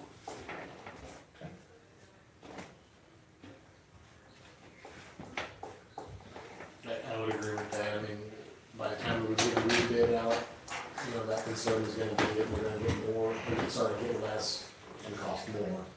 And then we're right back where we're at today. You come in, it's an open meeting, You're okay, you're fine. okay? Anybody else got thoughts? You know, I guess I agree. But that's probably, that's where we're headed, I'm sure. I really would like to see some numbers, when we reject this, because we need to have some sort of cushion, some sort of contingency fund there are things that are gonna come up, we're gonna have to think. The contingency fund in the budget is $250,000. And that's not very much for $15 million project. That's just not gonna get you very far, especially, I mean, for example, they talked about the overdig. We don't know what we're gonna find, that's the old hospital, I think, in there. I think that was part of the bid. Yeah. Well, but then there was that unit, There's a unit price. Yeah. It's, So they have a certain amount, so they've done soil testing. They know what they think is under there, what the soil sampling has showed. yeah, So there's a certain amount of that they're expected in the bid. Hall has done the civil engineering on it, and FRK is gonna act as the gatekeeper of if Bi-State comes back and says, we need to charge more for this, they'll go back and Hall Engineering will come back and says, no, this is what we gave you, this is what you see, and they're gonna agree if it really does hit the soil sample. If there's anything that the soil sample missed, anything that, you know, comes up as a surprise, then we get this $56 a yard number, which is better than graphites of $350 a yard. I think they were gonna do it with shovels, I don't know, but did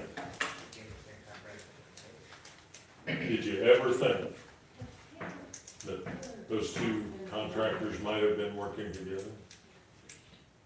no, I'm not going down that road. Let's just stay with the task at hand, so. Yeah, that's fine. But you're right.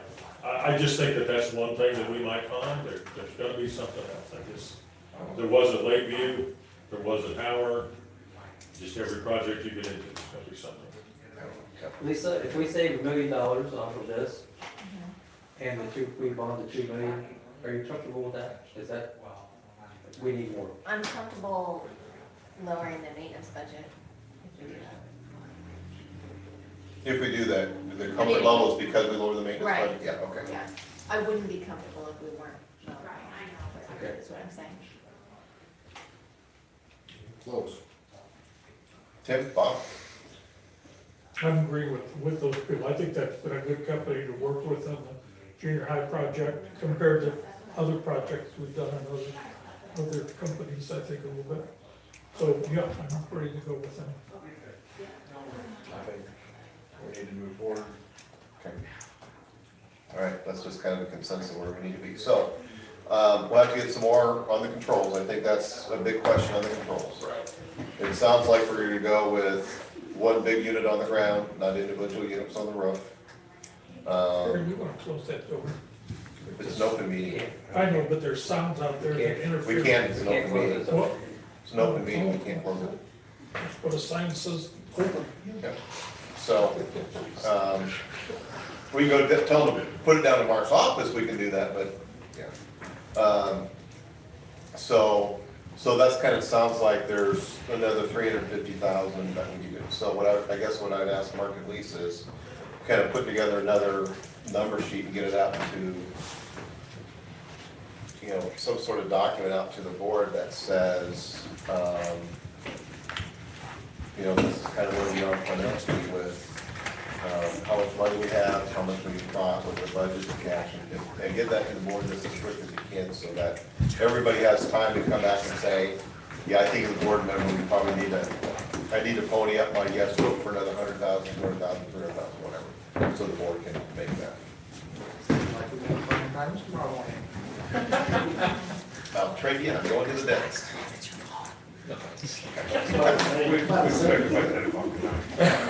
Okay, with that, I would entertain a motion to adjourn, so everybody have a 5-minute break. Second. Motion second to adjourn, all in favor, signify by saying aye. Aye. All right, see y'all. It's not.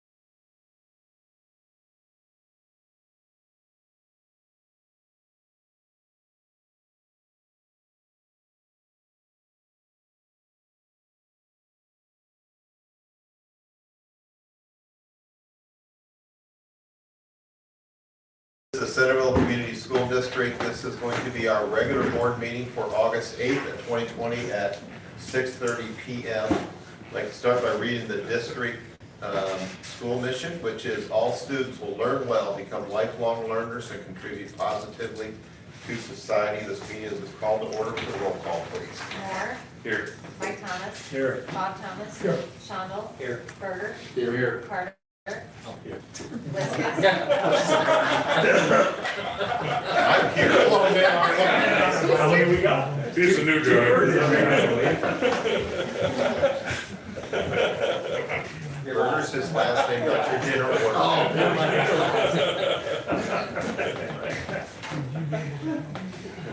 All right, we'd like to welcome all the visitors in the room. Thank you for everybody who's in attendance. This is a time for public forum. If there's anybody from the public that would make a statement in front of the board or to the board, we encourage you to do so at this time. I've got something nobody else does. On the mission statement, we've got to keep working on that. I told this story several years ago, but there's a new crowd, so I'll tell it again. One day I'm standing outside of my driveway when school gets out, and I think this is before the pandemic, and the kid's walking by. I don't know him, he doesn't know me, so I said, "Did you learn anything today?" And he said, "No, not much. I'm a senior, there's not much left to learn." Okay, that's interesting. So, appreciate that. That's probably a good board takeaway moment, since this is public forum, but that would be a good board takeaway. So, but I think it's a valid point that's one of the reasons why we're going to read the district mission statement, is that we want everybody to be lifelong learners. That includes us as a board. So, all right. Anybody from the public want to make a public statement? Okay, hearing none, we'll move on. Appreciate and accept a motion to approve the agenda. So move. Motion is second to approve the agenda. All in favor signify by saying aye. Aye. The agenda is adopted. Next thing is to approve the minutes from previous meetings, and Lisa's going to give us an update on something on this. On the July 11 minutes, under the board policy, for approving the first reading, we had a number 501.14, and it was supposed to be 901.1. We just need to swap those two. Just a little It typo. was just a typo of the number. Motion to approve with the changes. Second. All right, so all in favor of accepting the meetings of previous meetings with the changes noted, please signify by saying aye. Aye. All opposed? None. Old business. There is no old business. Mark's going to give us an alternative high school update in his report. New business. First thing, we'll start off with the fiscal year 2021 audit presentation. From our auditors, Paul, can you hear us? Yes, I can hear you. Can you hear me? Yeah, we can actually hear you very well. Thank you. We'll let you take it away. Thank you for being here tonight. All right. I guess the first one, I did send over a presentation this morning. I don't know if you received a copy of that or not. We do have it. Thank you. All right. I guess on the first slide of that presentation, the auditor's opinion. An unmodified opinion was issued on the financial statements, and an unmodified opinion was issued on compliance with requirements applicable to each major program for the federal awards. That is the opinion you want. It means that we agree with what your books actually showed. Okay. As far as actual financial highlights for the fiscal year 2021, general fund revenues did increase compared to the prior year. That was fairly consistent across the state. A lot of schools received extra funding from the federal government as part of the pandemic recovery monies.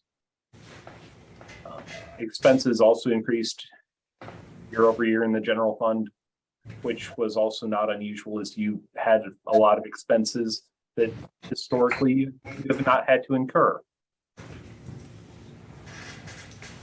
General fund balance actually increased as well, which is always a good sign to have.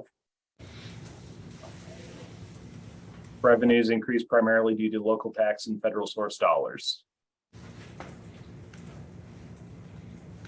Then expenditures in the general fund the primary increase was in the operation maintenance of plant and support services. It looked like a lot of that occurred primarily due to pandemic related costs in that area. As far as the net position, when I say net position, this is looking at this school as if you were a business type, how you would be compared to a business. This brings into effect things like your actual long-term debt and capital assets are the major differences. That also did increase. Looking at the whole entity-wide here, revenues did increase compared to the prior year, but actually expenses decreased when looking at the entire entity. Economic factors that you will have to watch out for going forward is enrollment actually decreased from the October 2020 to the October 2021 count date. That will affect future funding, as a lot of your money derives from served students.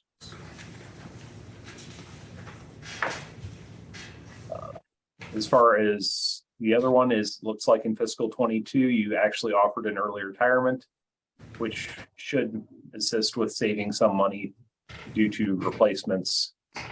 Looks like a few positions were not filled. As far as other things, you were still continuing with several major facilities projects, which caused a significant increase in some of the fund balances here, since you had issued a GO bond.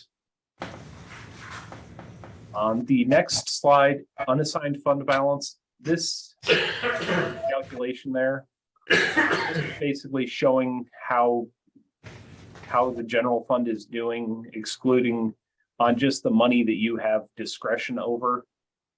It excludes the categorical balances where you are limited in terms of what you can spend it on, because when it was provided to you, it might be restricted for, well, we'll just say preschool or other programs of that nature. Your balance has continued to increase, which is always a good sign, as that provides you with flexibility in the event of unexpected situations. Next slide actually just compares general fund revenues by source, and it compares it from fiscal 20 to fiscal 21. Overall, the biggest increases were in your local tax and federal source dollars. And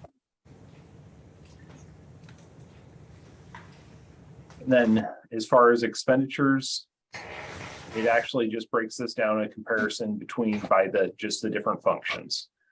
As you can see, instruction in the general fund is the largest expense because, well, it pays for all the instruction expenses.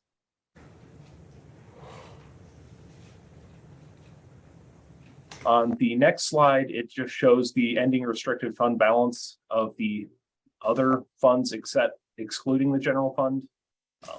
The largest change here was the capital projects, which is incredibly skewed by issuing a GO bond and doing construction. Just the timing of when the money is received versus when it was spent, it looks very strange. But capital projects tends to vary significantly in balance just depending upon what you are actually doing.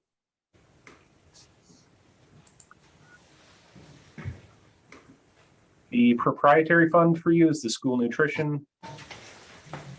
That one we also saw increasing across the state, primarily due to additional federal dollars being received by various districts. So the increase there, it would be in line with what other districts have been seeing. As far as actual comments here, segregation of duties, this is the most common comment I think we write. It is very hard to avoid this comment, especially at districts of your size. As you also get this comment specific to the federal awards, which would be expected as well. If you have it in general, it always applies to the federal awards. As far as other comments for statutory reporting, board minutes, we noted that the board minutes here did not specifically name the amounts that could be held at each individual bank. And you also exceeded the limit. Once again, because you issued a GEO bond and had a lot of money at the end of the year. Certified enrollment, we noted the enrollment data certified to the Iowa Department of Education was understated by one student. That was also not at all uncommon this past year. Districts have had issues with this statewide, just with, once again, the pandemic causing issues with trying to track students down and moving.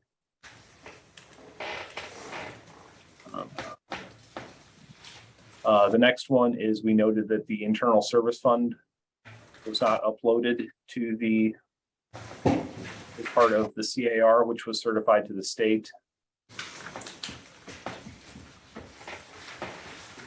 And then the next comment is board policies. The guidance we have seen is that board policies should be reviewed on at least a 5-year basis. We noted a few policies that had not been reviewed within that timeline. And then in the activity fund, we noted 2 accounts that appear to have been inactive for the last 4 to 5 years that we're still retaining balances. Those accounts should just be examined to see if the groups are still active or will be coming back, or if the account should be closed and the remaining balance reallocated to student activity groups that still exist. Last one is just a thank you for selecting us as your independent auditors.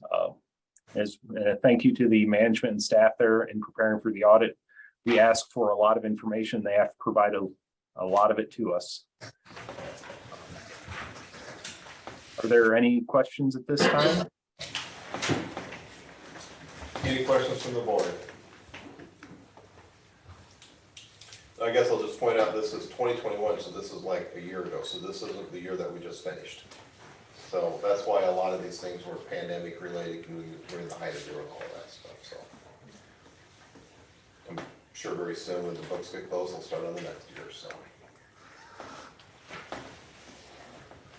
any board comments?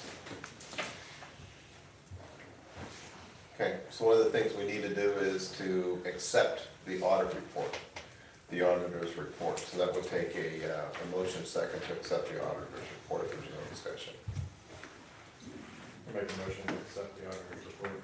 Second. A motion and a second to accept the auditor's report. Of course, everybody's got the full packet that was out there, so all the details. So we have a motion, a second to accept the auditor's report. All in favor, signify by saying aye. Aye. Aye. The auditor's report is accepted. Paul, thank you to you and your staff I know that's a lot of hard work that maybe none of us in the room would want to do except maybe Lisa. So we thank you for your service to the district and providing this report. We know about the board policies, that's on our agenda to fix this year, and I think there's some other things we probably ought to take a look at. So just on behalf of the Centerville School District, please thank your staff for all the work they did to provide a audit. Thank you. All right, thank you. Yeah, I guess I should look up there. I'm looking at you at a screen over here, and your camera's up there, so. All right, well, thank you very much. Yep, thank you. Okay. All right.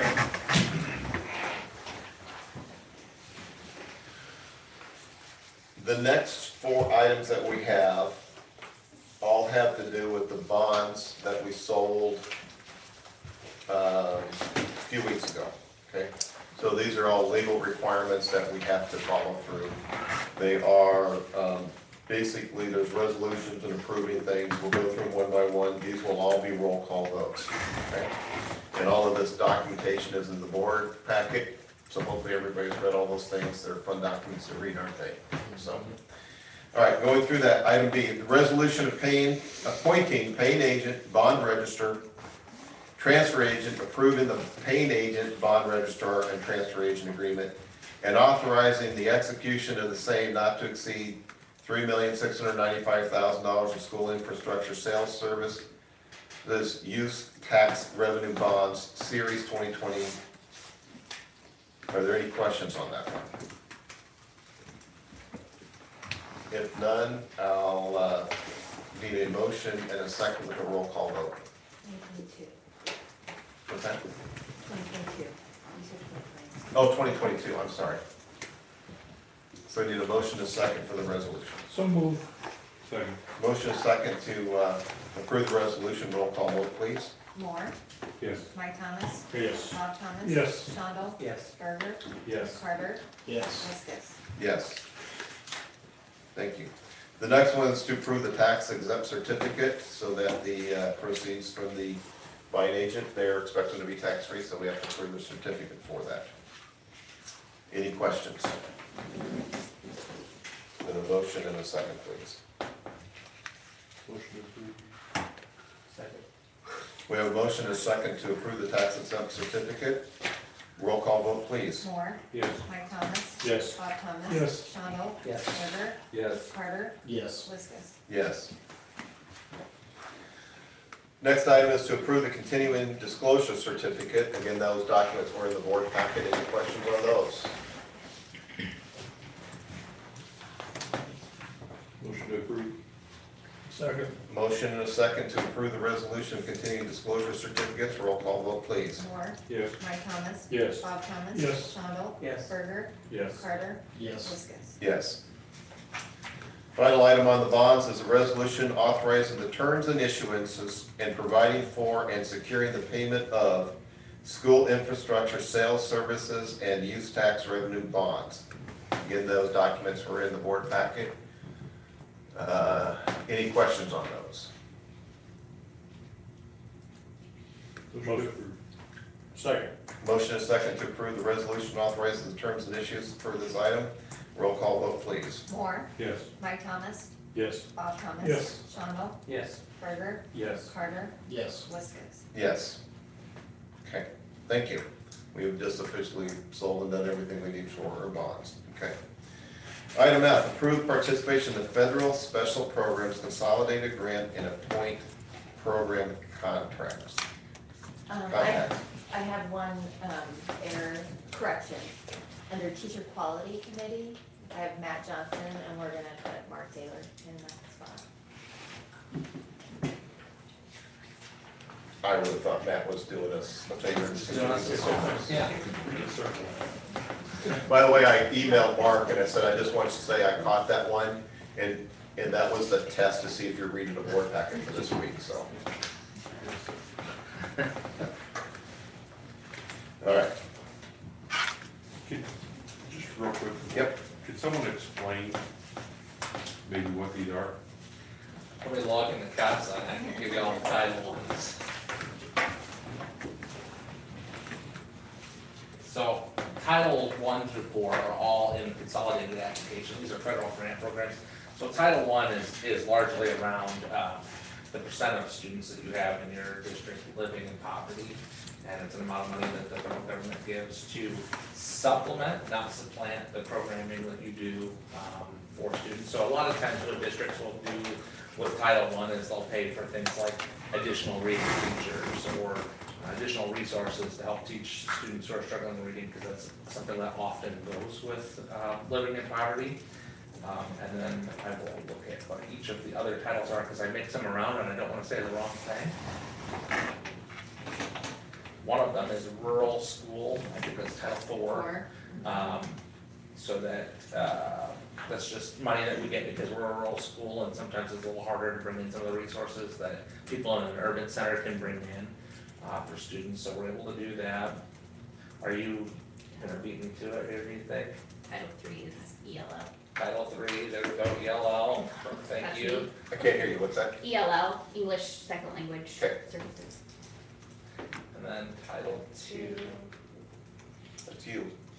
Title 2, there's a lot of them on there this side.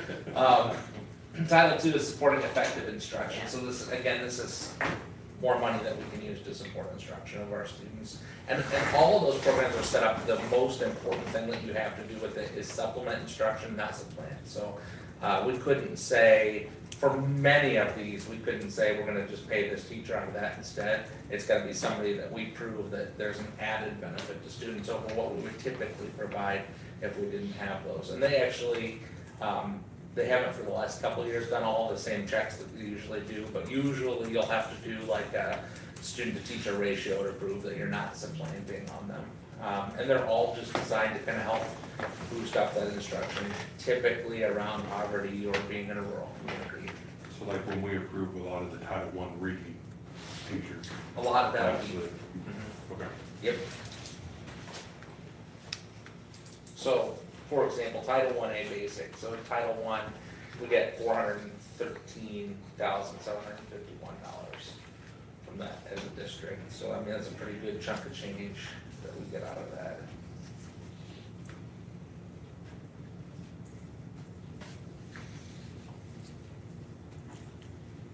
Motion to approve. Second. Motion and a second to approve the contact list for the federal and special programs in consolidated grants. All in favor signify by saying aye. Aye. All opposed? Motion is approved. Okay.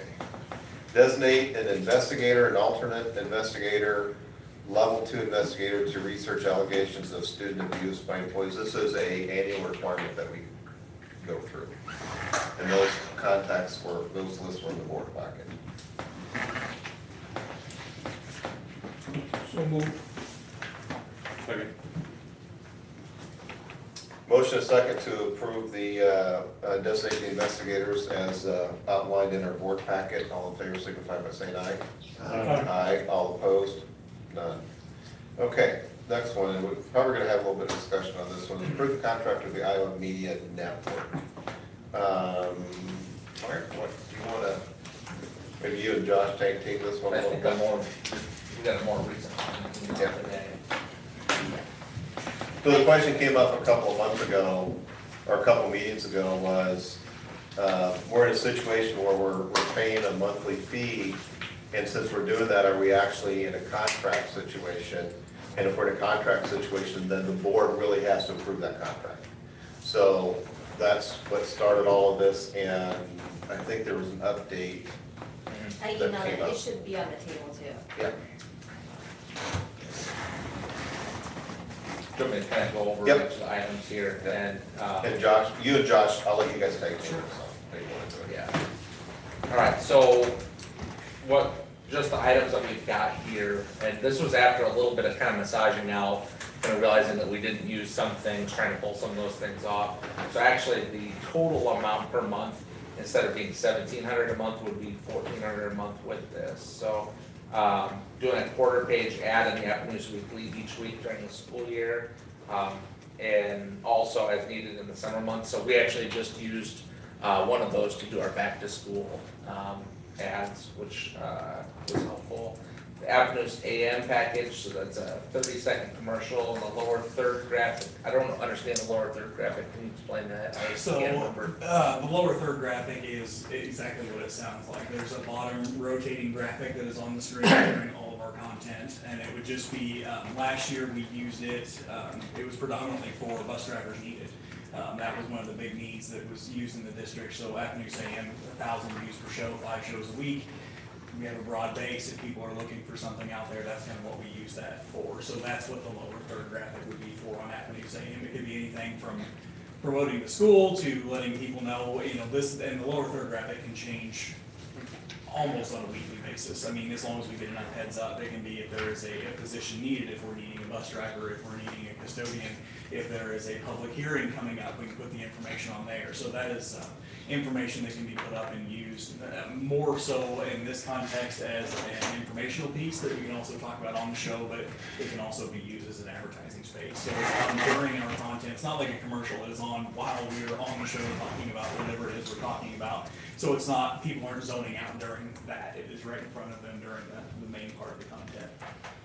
And that section also talks about an open door for administrators, staff, and coaches to come on the show to promote events.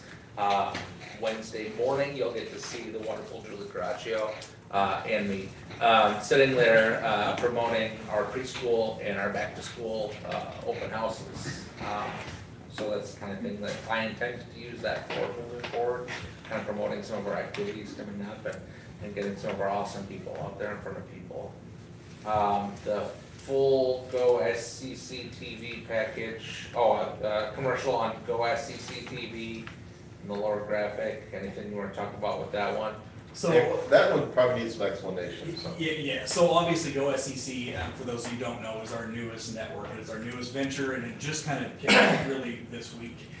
So this is going to be the South Central Conference, so all 8 schools in our conference, we are gonna travel around and do sporting events for them. We hired a guy, Dwayne Cook, if you haven't heard him, he's a phenomenal broadcaster and great interviewing students, he's been doing a lot this week. So what this is intended for is now more than ever, you know, the climate of the schools is changing where you can open and enroll kind of anywhere you want to go, right? This is kind of a way that I think that the school can use to show off what we have. Being a football coach and a basketball coach in the district, I go around to a lot of gyms and a lot of football fields and a lot of facilities, and I get to see that we're pretty good compared to a lot of other places that we go.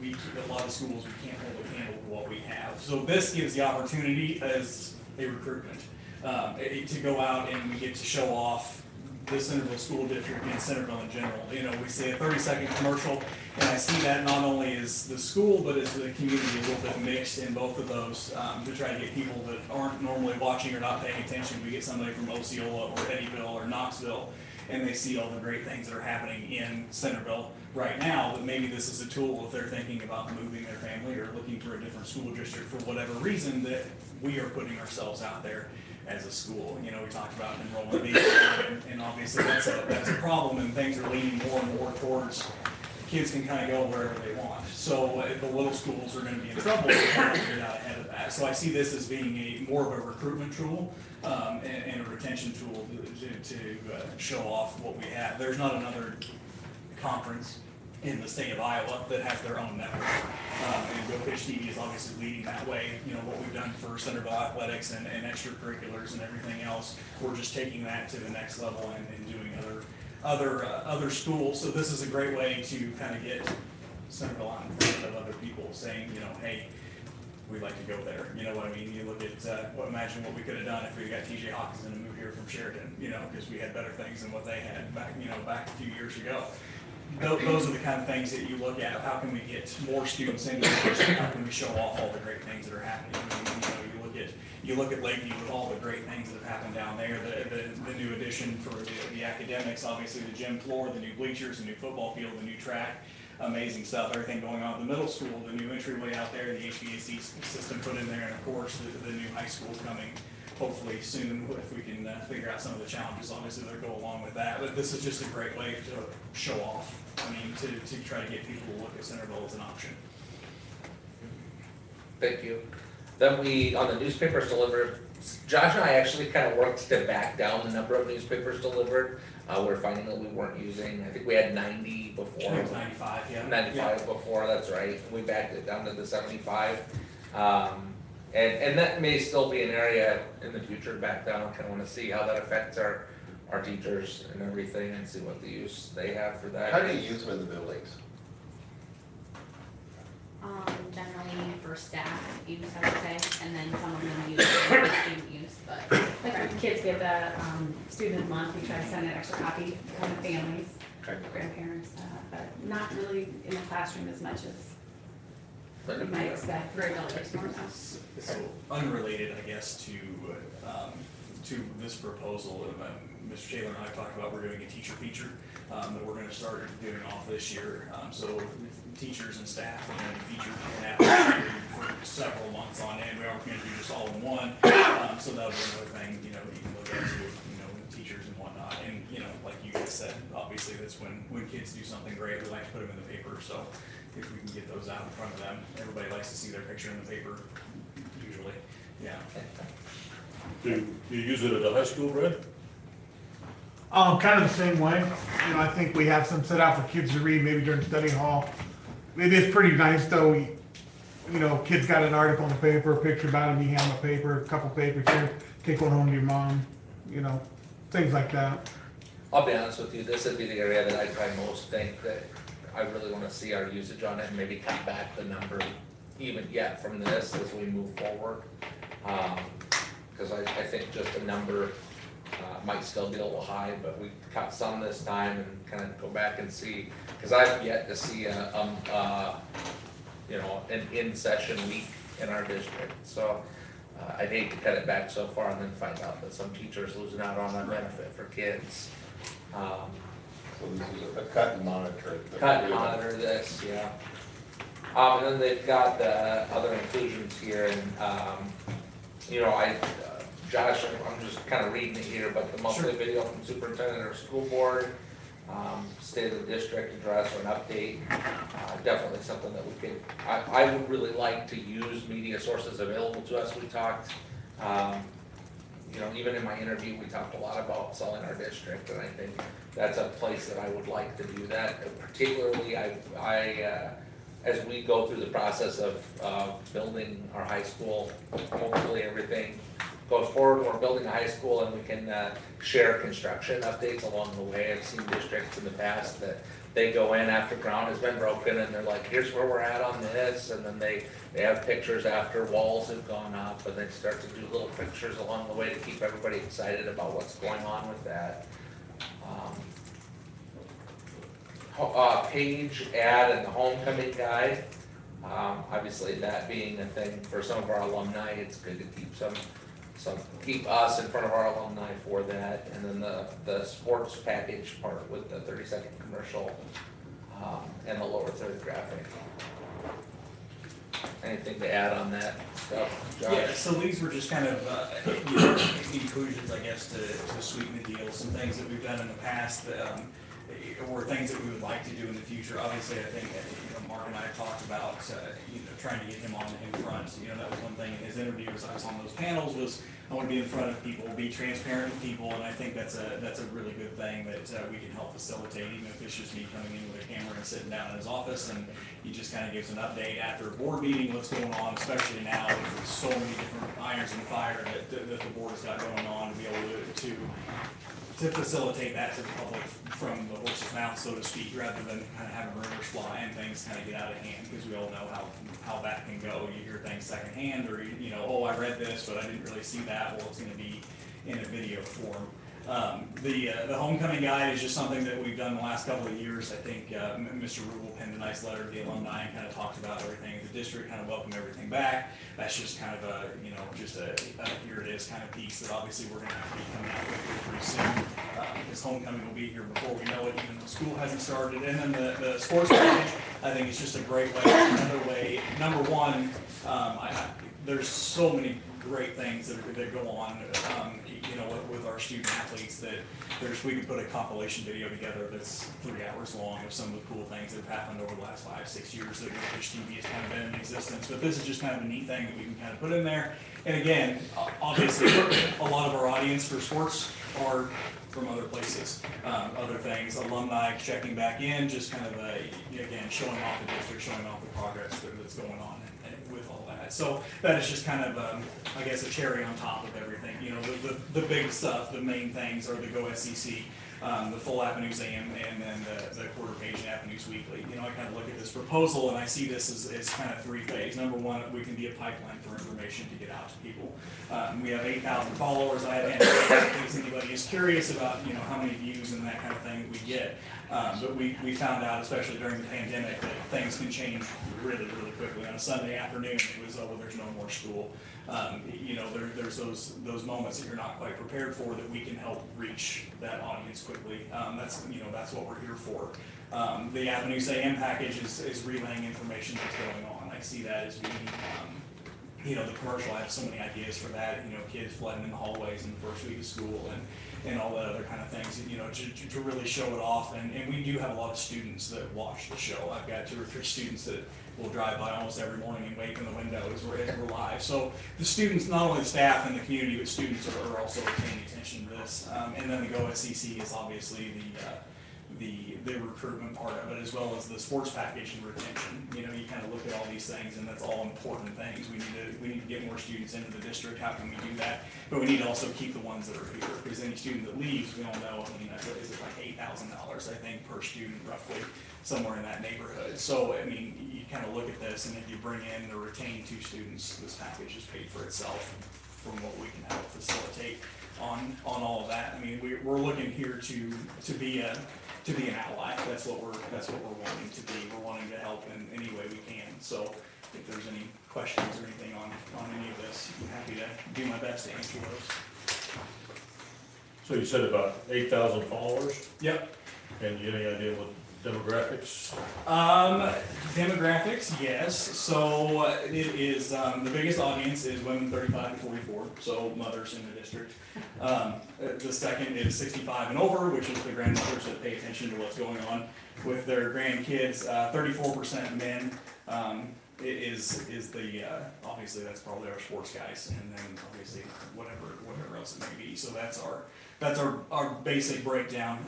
We kind of look at GoSCC, and that's kind of just off the ground. It's really started to flatten out. Between the two, it's getting closer and closer. These are 2021 analytics, and so we haven't put the books on 2022 just yet, but. In regards to like the videos and promotional stuff,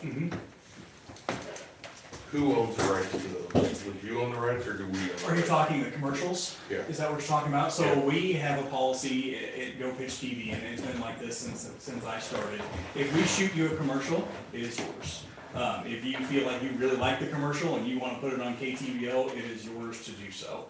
Obviously, we want you to run it with us. That's kind of why the whole point of it. But it is your video to use on your platforms. If we do, I don't know how many of you saw the GoSCC promo video that we put out a couple of months ago when we introduced the network. I mean, I see something kind of like that going forward, especially for like a sports package kind of thing. We can put out a promo video.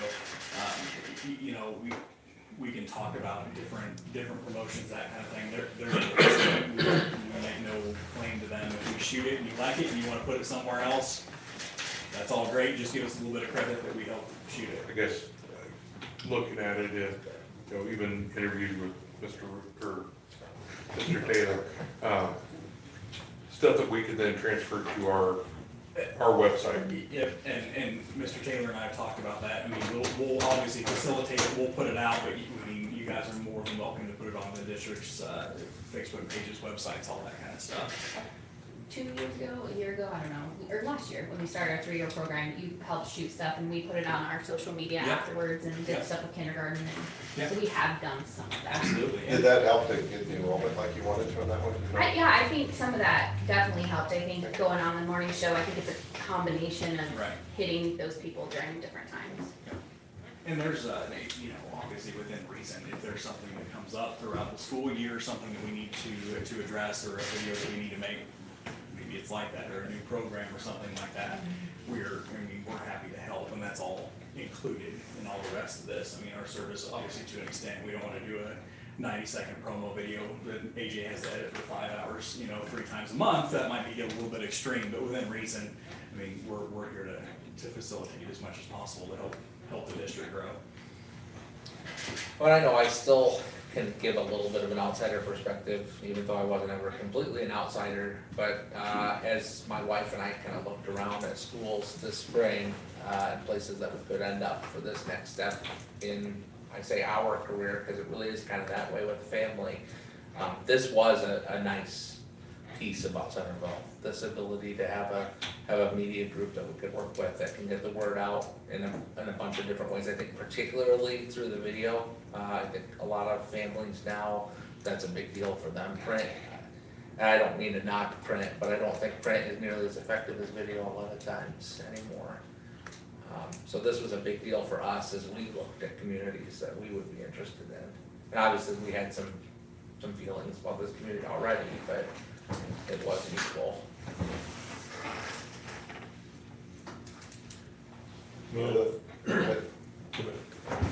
Well, I'm gonna say, it's, you know, one of the things that we went through with Grunmeyer and did a survey of people in the community and the things that they wanted.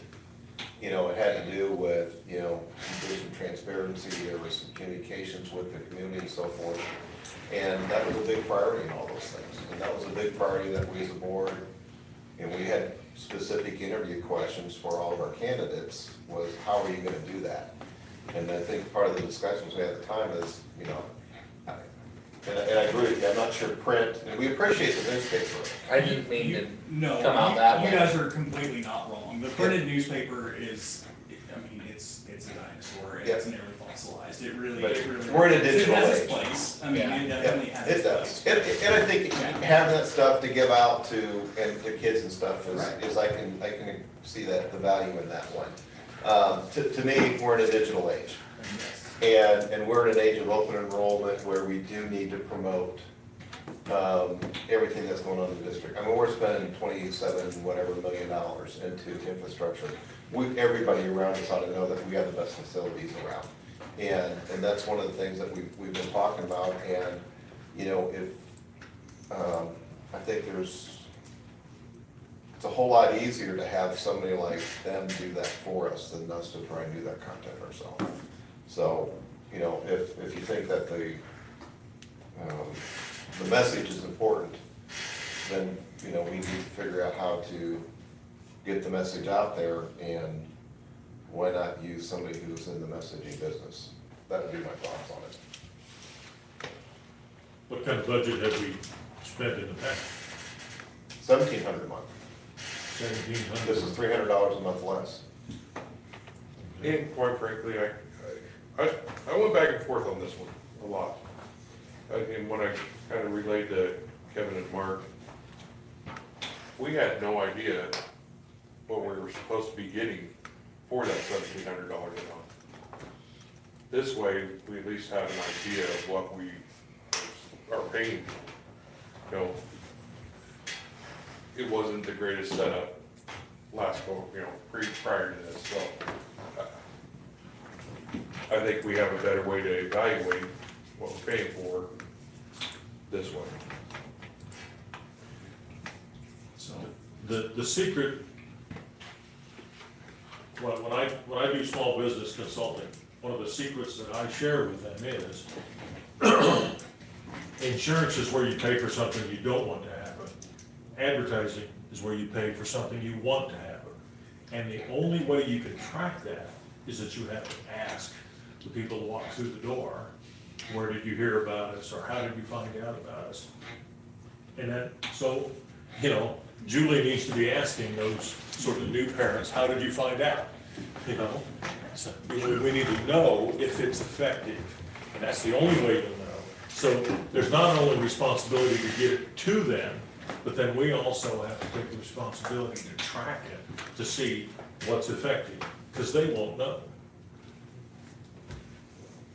And I'll also tell you, the small business guy who has spent way more than this in a year, in years past. It's hard to get good data on the effectiveness of your advertising in a small business, except your sales growth. Because we ask every customer that comes in, how do you hear about us, and we track the data. Most of it is existing relationships. So I will tell you is my view on advertising is, in something like this, it's a lot like a Coca-Cola commercial. Okay, when was the last time you saw a Coca-Cola commercial? Probably not that long ago. If you're watching anything with Coca-Cola, insert Ford, Chevy, I don't care what is it. How many times have you seen a Coca-Cola commercial or a Pepsi commercial that told you how much the price of a Coke was? But everybody in the world knows about Coca-Cola. Why do they keep advertising if they don't talk about the price and everybody knows about it? It's because when you're thirsty, they want to be top of mind. It's top of mind advertising. And that's how I approach my advertising in my business, is that I want to be top of mind when they're thinking about the things that I have that they may need. And I kind of look at a lot of this as top of mind advertising for the district. Is if there is somebody in a close area, they're thinking about where to enroll their kids, and they're watching all of this stuff out there, and they're paying attention to it, Centerville becomes top of mind.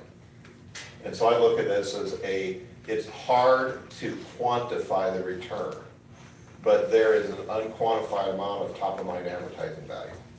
That's a great point, and I have a friend who is a principal for an online charter school that's starting up in Iowa this year, and their organization is looking at targeted Facebook ads in communities. So they're gonna look at the graduation rate in various communities, and the ones with the lowest graduation rates, they're gonna do targeted ads there because of that top of mind for parents there. So that is also an ability that we have through Facebook is targeted advertising. If we have a promotional commercial and we think, boy, Eddyville looks like a right target, just throwing them out there, we can target that spot with that advertisement. I mean, we have that ability with our Facebook page as well, to do that. We're talking about analytics and quantifying things. You know, we look at the very end of this proposal and, you know, we kind of said, well, why don't you give us a semester? Let's go through the end of the first semester, and then we can have some data to come back after the first of the year when everybody gets back from Christmas break. I can have some analytics for here's what we did from you know, the end of August until the end of December, and say, okay, here's how many people are advertising reach. I can't say specifically your commercial, but I can tell you how many people watched every single football game, how many people watched App News AM, what our newspaper distribution was, how many people watched Go SCC TV. I can give you all those numbers, so at least then you have an idea of what reach you're getting. I'm not looking, you know, and if we need to reevaluate and we need to revisit some things, then obviously we're open to that. I mean, as taxpayers in the district as well, we don't want you guys spending money on things that aren't going to be useful. But at the same time, we also want to help grow the district. So, I mean, we're definitely willing to say, okay, let's go for a semester. As a contract, we'll go through the end of the calendar year. Obviously, that gets us football season, volleyball season, cross country, basketball, part of basketball, part of wrestling. Gives us kind of a chance to get all the videos shot and say, okay, this is what we did, and then we can choose to go forward from there as well. Okay. Oh, go ahead. Are we still doing anything in the middle school with the hill and the production kind of that you were doing? Not at the middle school level. Okay. So there was I'm sorry, what? Are we doing any of it? There was a course offered last year in Hayden Hank's room for students to do exactly that and provide potential school announcements, things like that we did at the Hill. I'm not saying that that's completely out of the question. Things changed a lot with COVID, and now that there have been the movements that have taken place and how the Hill sometimes becomes that common space. Guess I'm wondering if there's any way with some of this that we can incorporate that together to get student interest in that. We have had meetings in the past to discuss a possible partnership with the pitch. We are always looking, especially now more than ever, for people to come help with our broadcasts.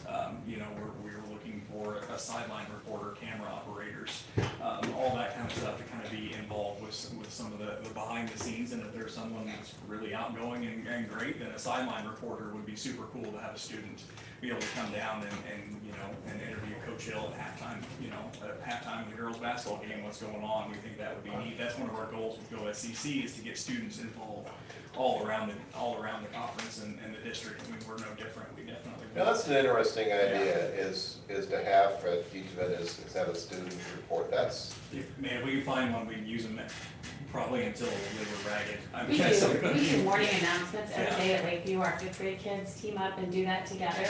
It is amazing, and the kids are so proud of that. I mean, I could see us totally taking that off from 6th grade on. That, they do that in our building, and then when they go older, they go help out at the pitch and do some of that. I mean, the kids love that. And maybe even assist or somehow shooting one of those commercials at the Hill, just to kind of involve, I guess.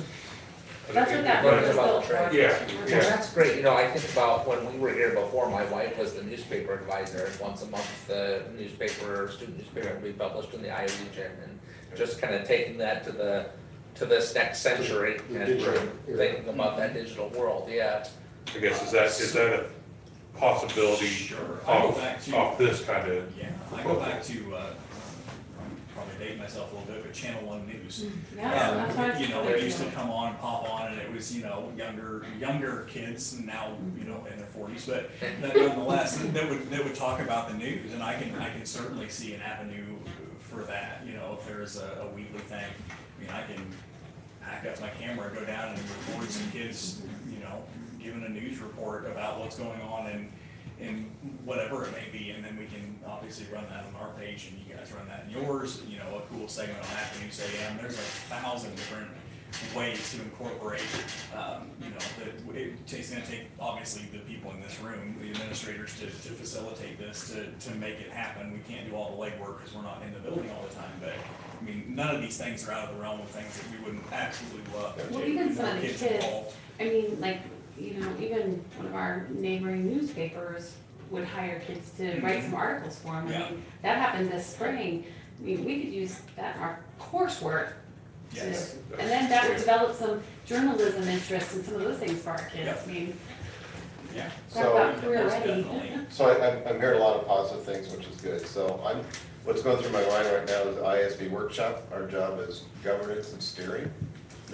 So we probably need to act on this, but it sounds like what we need to do is, there's a lot of good things that we could work out, and I'm thinking what the board should do is probably adopt this and approve this with the guidance to Mark, is to look at all these creative things that get student involvement and all that, because that would be our steering into growing, to go back to the workshop.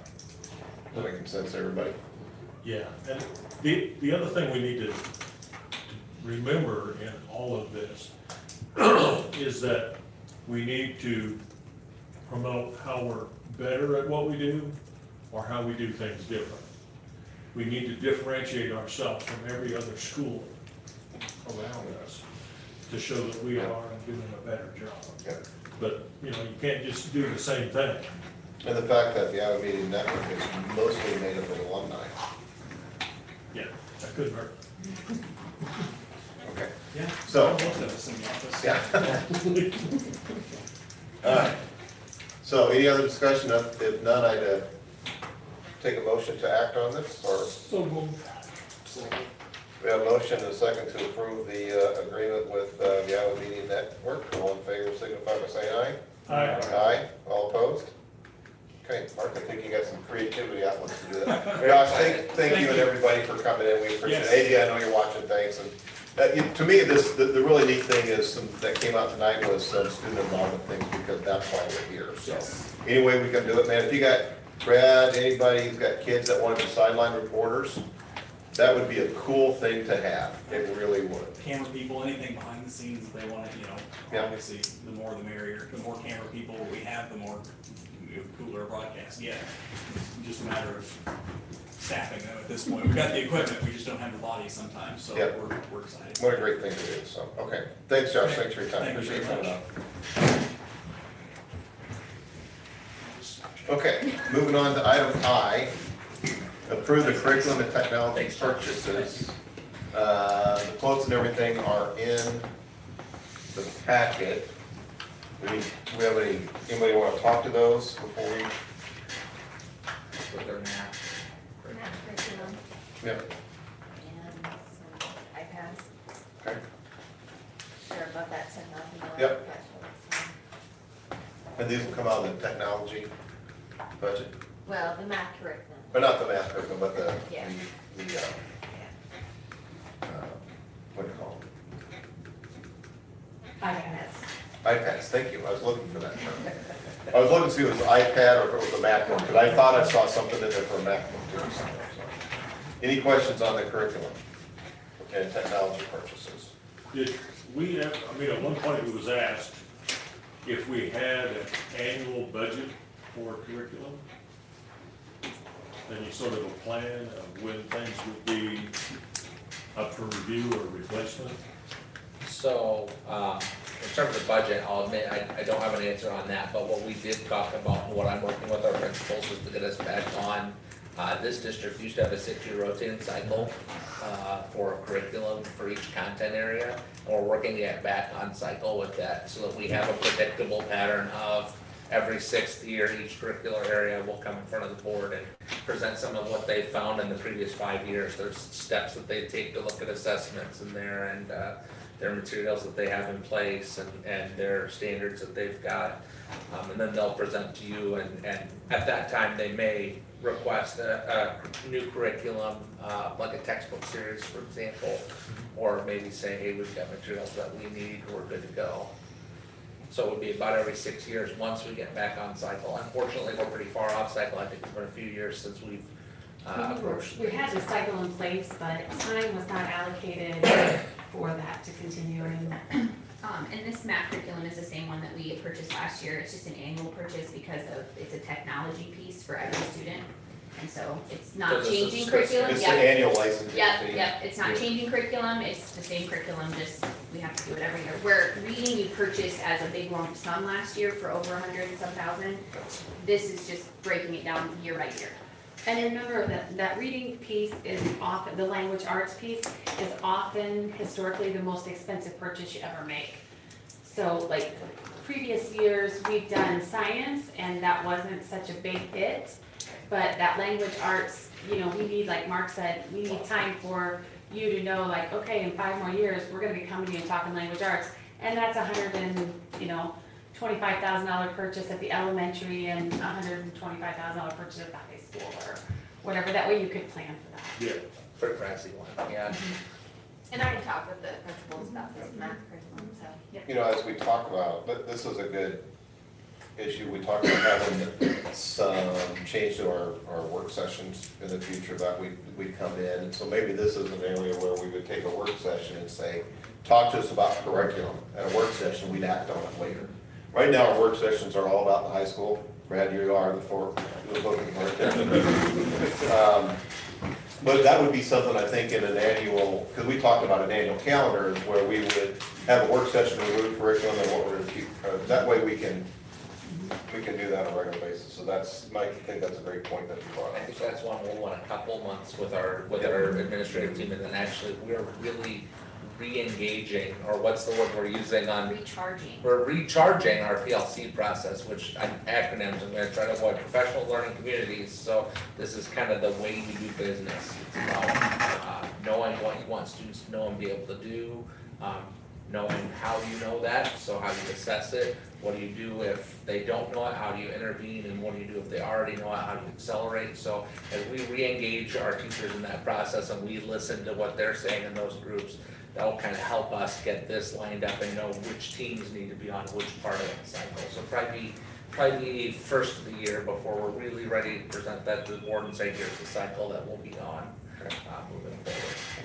One of the things we're excited about though is that we've already talked about scheduling a time in the month and identifying staff so they know right away at the beginning of the year what group you're going to be working on and the processes. And that's been a piece that's been missing for a period of time. So, Rhonda had that layout, but it never got implemented. So we're kind of getting that going this fall right away at our first couple of days of school starting, aren't we? Yeah, it's gonna be awesome. Okay.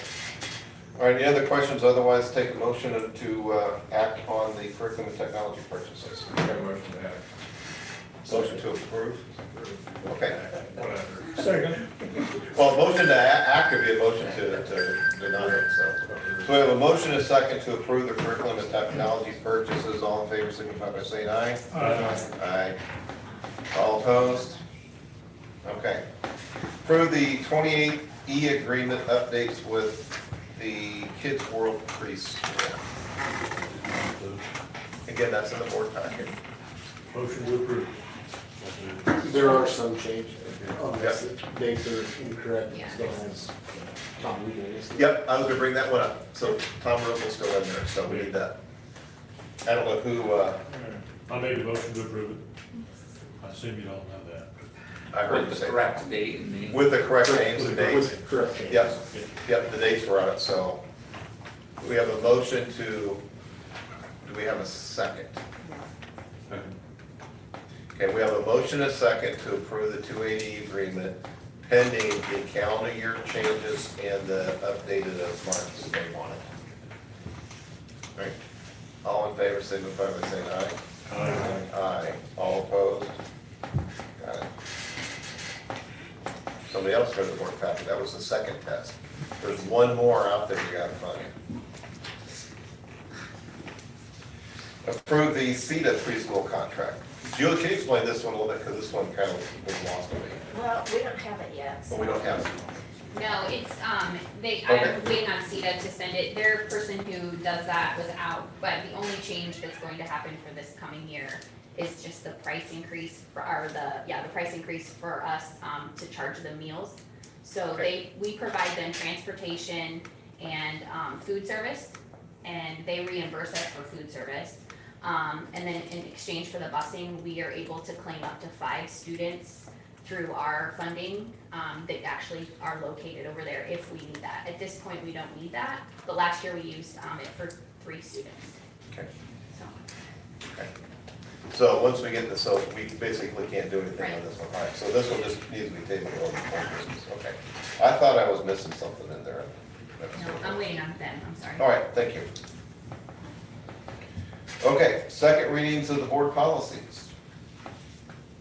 So why don't you take it away, Mark, because you are the policy guru. Let me, I don't know about that. Do you want me to just go policy by policy Yeah. here? Okay, so we got, first up, we've got, code number 204.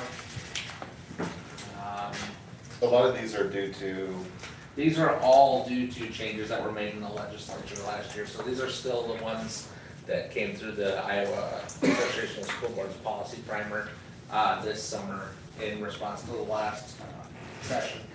So 204 is the conflict of interest, strikes most of the previous policy and puts in the new exemplar policy. Let's see, that allows board members to receive up to $20,000 in benefit, should they say sub or drive a bus or, teach part-time in the district or whatever those things might be. Changes that, and then it just gives a lot of legalese around that. Is there any specific spot in there that anybody would have a question about? That one's pretty straightforward, and again, as we've gone through these, the recommendation that I've heard from IASB is to include the legal reference, so our board policy hasn't in the past included it, so we've been including it on the ones that we update. Then you've got that, should there ever be a concern, you can reference case law and code.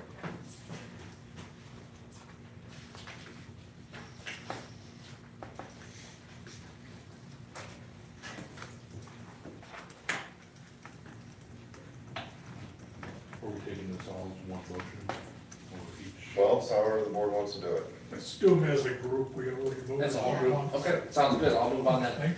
So 402.2, reporting child abuse. So again, crossing out the old language, the way that reports were made and including the new language. Just making sure that we're up to date with the law on this one. No major changes, just kind of fitting like timelines and things of that nature. 505.7, this is the one that had the most discussion at our last meeting. I did do some research on this one afterwards. So the handbook that went home, the year in question where there was an issue on the website did have the correct policy in it. The website had incorrect policy. The students that would most be affected that are still with us would be this year's seniors, because they would have had some opportunity as sophomores to take some college credits, but not the bulk of the opportunity. I think we kind of looked through that. We've got a running document that Mr. Warren and I had looked at with that, where we determined that there wasn't a real major detriment in terms of their ability to get it. I think some of the question, because I've talked to a few parents about that policy in specific, a lot of the concern was around the fact that the policy calls for concurrent enrollment courses, not so much how it was presented or when it was presented. That's something that definitely we could look at as a board. That part's not changed in this code or this amendment from the previous policy, but it does pertains to students who will be graduating with honors, essentially. It requires some concurrent enrollment and or some CTE coursework, high-level CTE coursework. So it's definitely something we could look at, but it's not what's being changed with this particular revision of the policy. So what's your recommendation on that? I recommend that we approve, but I think it's something that if we really felt that there was a big community desire to look at our graduating with honors policy, to organize a committee that would include parents, teachers, and administrative staff and maybe a board member to really look at that and look at some exemplars around the state in terms of honors graduation. I know I did a little work, I kind of had a chart where I was looking at other area districts. Some it's just straight a GPA, like if you have this GPA, you graduate with honors. Some of them require high-level classes, some of them, a couple have the concurrent enrollment like this. It's really just kind of a matter of what you want to do as a district. You kind of look at that. I know initially the honors diploma, so I looked back at our previous policy, and our previous policy talked about having these different, what was the word for that, Brad? These different tracks. Oh, yeah. Yeah. Centers, cores. Hold on, I got it right here in the document. Concentration. Concentrations, thank you. So I know it's a C. our old policy didn't list what the GPA that was required. It just said a minimum grade point average, but it wasn't listed in the policy. It required a minimum score on ITEDs and 3 concentrations in elective courses. So that's concentrations meant the student had to go to the highest level course in that content area in order to achieve the concentration. So, and here's where you find out that I'm very much an elementary person, but if, for example, the highest level course in science might be physics, then you'd have to make it all the way through like earth science or whatever that's called, and then biology, chemistry to physics, for that to count as a concentration for you. Now our requirements are that you have successful completion of 15 credit hours of concurrent enrollment, which I think we figured out to be about five courses, which can include CTE. And we do have a GPA requirement of 3.0 or higher, and no requirement for an ITED score to graduate with honors.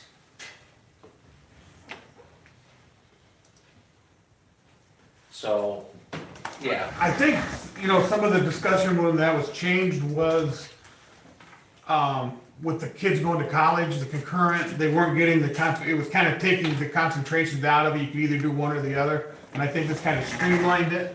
And then one of the things that I know there was a problem at one point is we had like high school seniors basically taking half-time classes.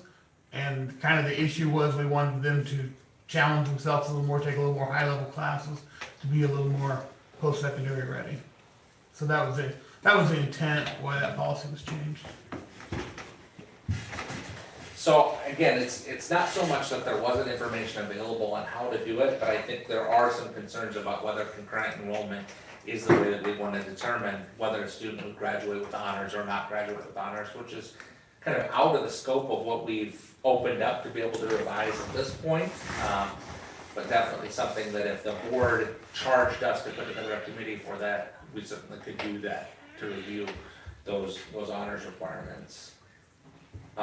And so like a gold core graduation for a certain GPA or something like that. Or I know we now have silver core in the community, which is awesome. Really glad to see that. But we could look at that more for that portion of that policy. How much of this, if we take this right now, what ISD is proposing and what we're proposing, as we go through the next year and look at all of our policies again in compliance, would that be the time to take that issue up? I would suggest something as sensitive as honors graduation, that you might want to have a committee that, if we do it that way, you want to give them some time to build some consensus on it. Because I think you're going to get a lot of different opinions, and you're going to need to let people come together, and consensus means we compromise so everybody likes a little bit and dislikes a bunch, so that gives people time to get there. But yeah, I would say we'd want to kind of plan that specific piece out pretty far in advance, just like when we get to good conduct policy. That's another big one that when you do that as a school district, you want to give a little extra time to that, because there's a lot of feelings and emotions around that. Rightfully so. Having a high school daughter now, I've got some feelings and emotions, so yeah.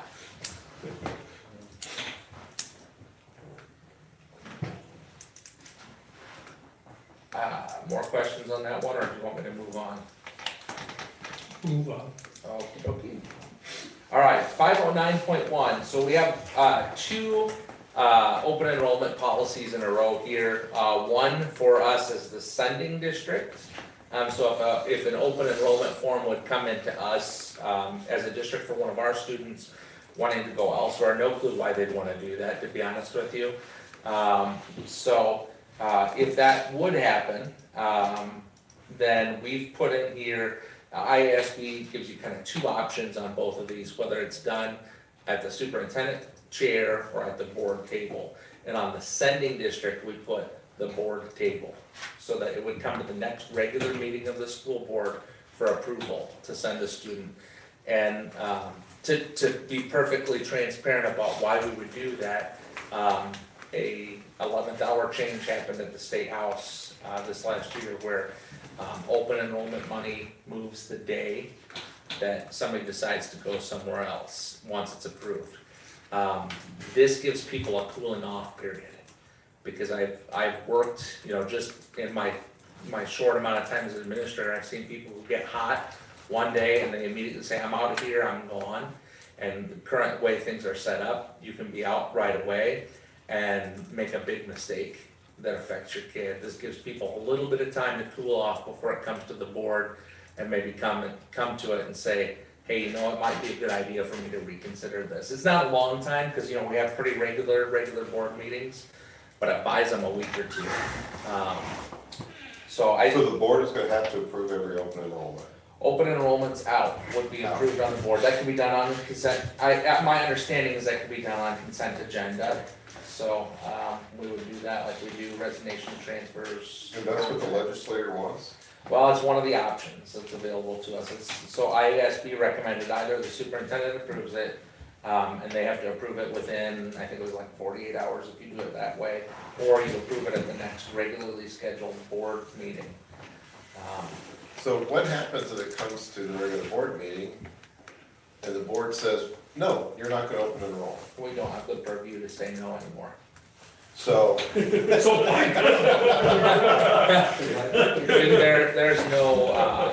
I think the issue is the cooling off. There used to be a few reasons why you could say no, and those are eliminated now. That was part of that bill that kind of went through in the middle of the night.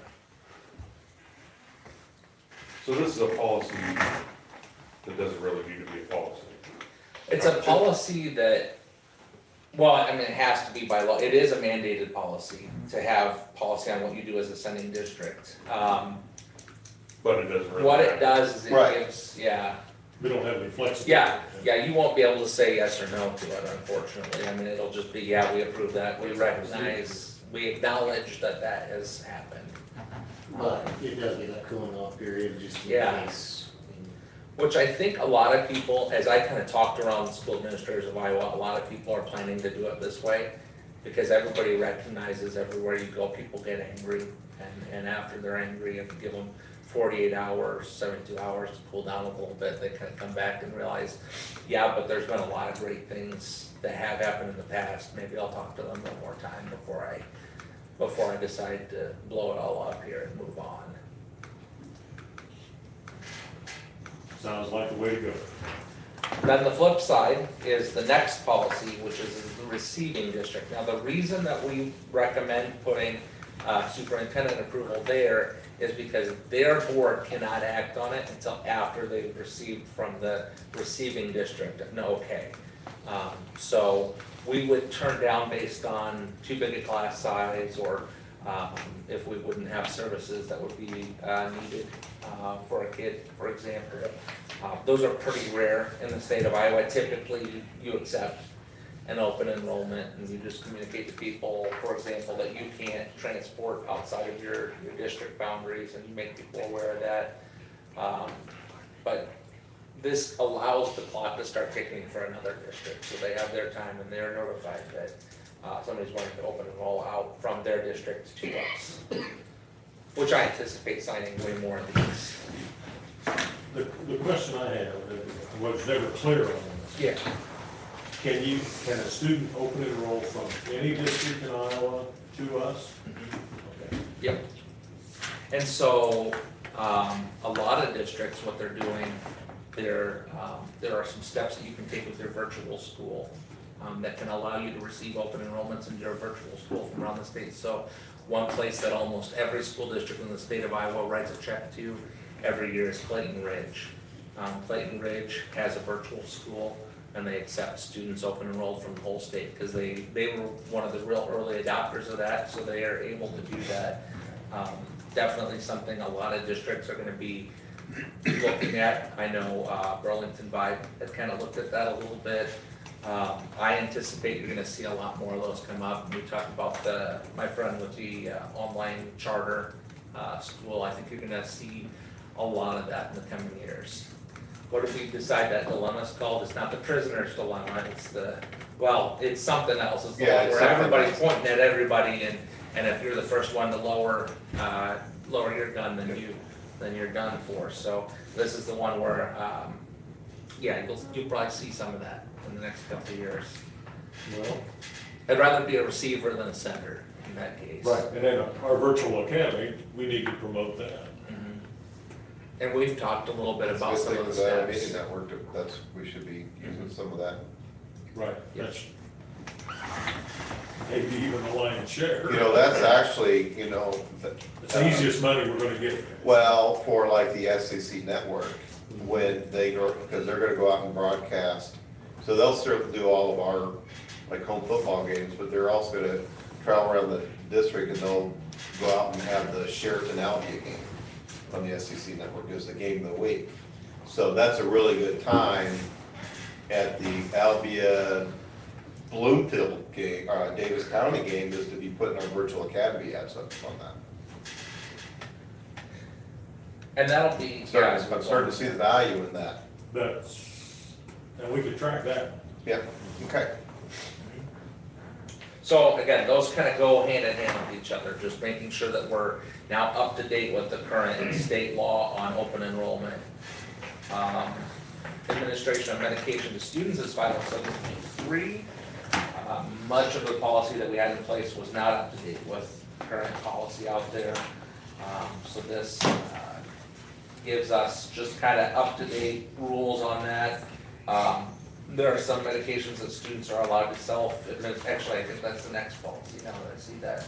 So just making sure that we're following state law and good practice on administering medications to students. Our nurses are undoubtedly already following a lot of that, just because it's the law, but there's been some case law on it since ours was last updated.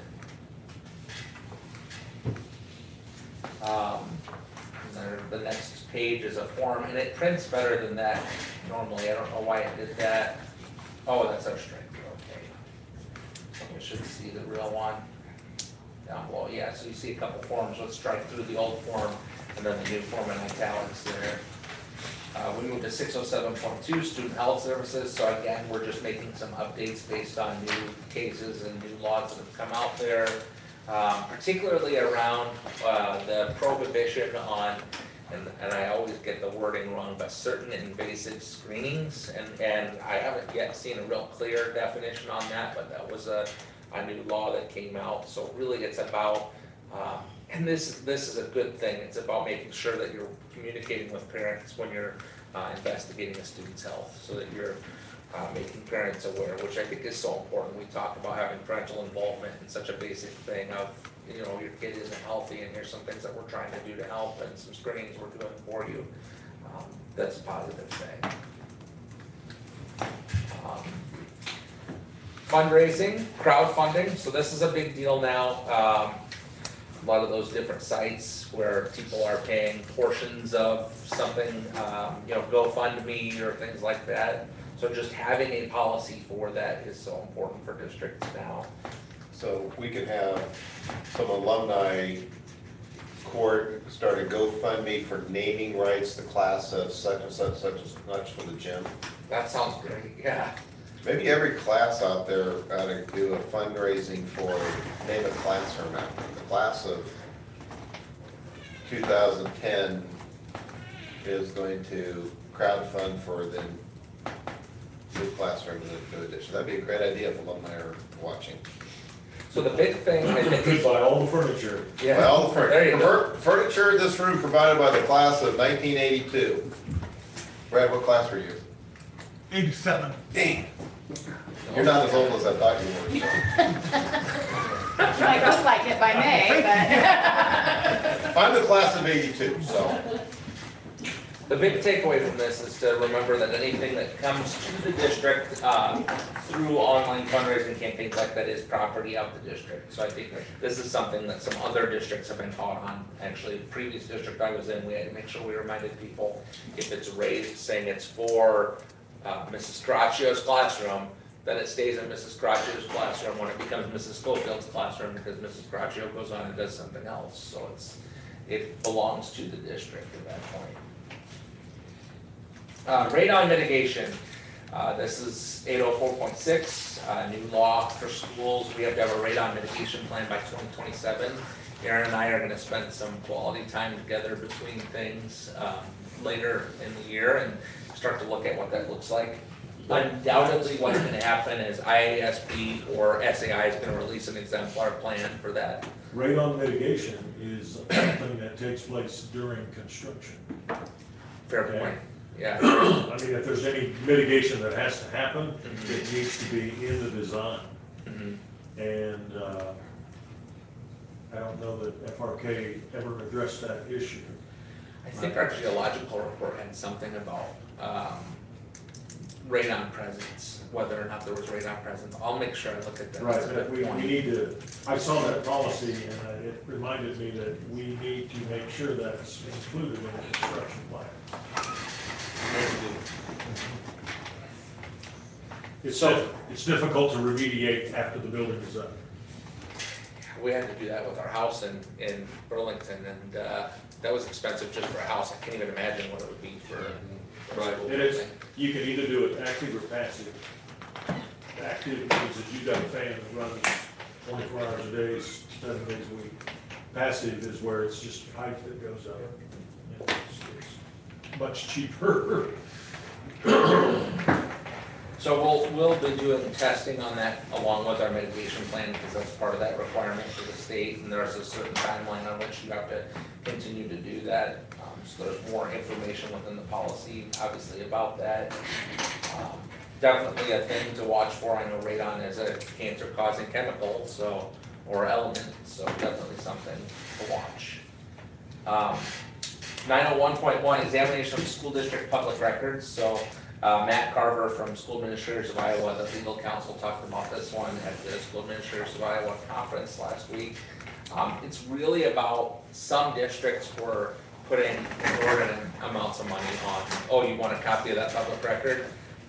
That'll be $100 to prepare it for you. I mean, they're putting ridiculous amounts on it. So it's really about controlling that and making it where it's about, you know, if it's not a difficult thing to produce for a person, all you're doing is charging them for the copy costs.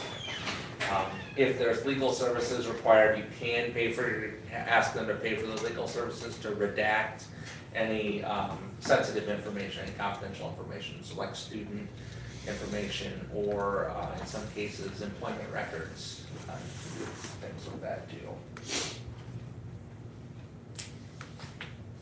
And then that is the last one. So the only policy that you think we might not act on would be the honors program? Right? That's the only one that I would say would be controversial at all. My advice would be to act on it and then put a committee together, because really what we have edited in that one is just about meeting some of the state standards. So that's in place. But I think in terms of honors, it's really a matter of, the debate is more around whether that's what we want, than it is around whether it's, you know, necessarily fair or anything. Well, maybe there is a bit of fairness to that.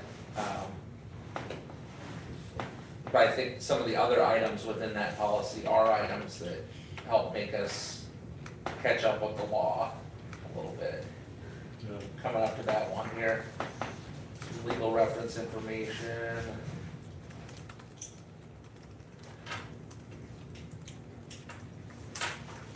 Yeah, I mean, we're not that far off, I suppose. Oh, but we do have to have this line, so this is the one that's the catch-all for us. So prior to graduation, the district will advise students on how to successfully complete the FAFSA, and we are required to do that by law now, and that wasn't in our policy before. So it sounds like we adopted. We need to adopt it And And then, then as part of the whole, and everything, is that something put together? Sure, that's what it sounds like. Yep, that's what it sounds like. Okay. Entertain a motion. Motion. Go ahead, Bob. All right. Move that we- Motion and a second from Mike. Mike's got the second. Okay, so we got a motion and a second. All in favor signify by saying aye. Aye. Aye. All right.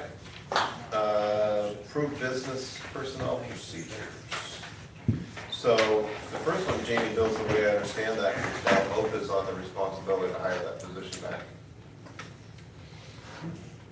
This one, the cafeteria. So It'll be on the- we leave that off then? No, we still have to approve a resignation. Oh, But as far as hiring, we don't have a responsibility to hire I'm that with one you. back. And I see there's some sub-bus drivers on here, Michael?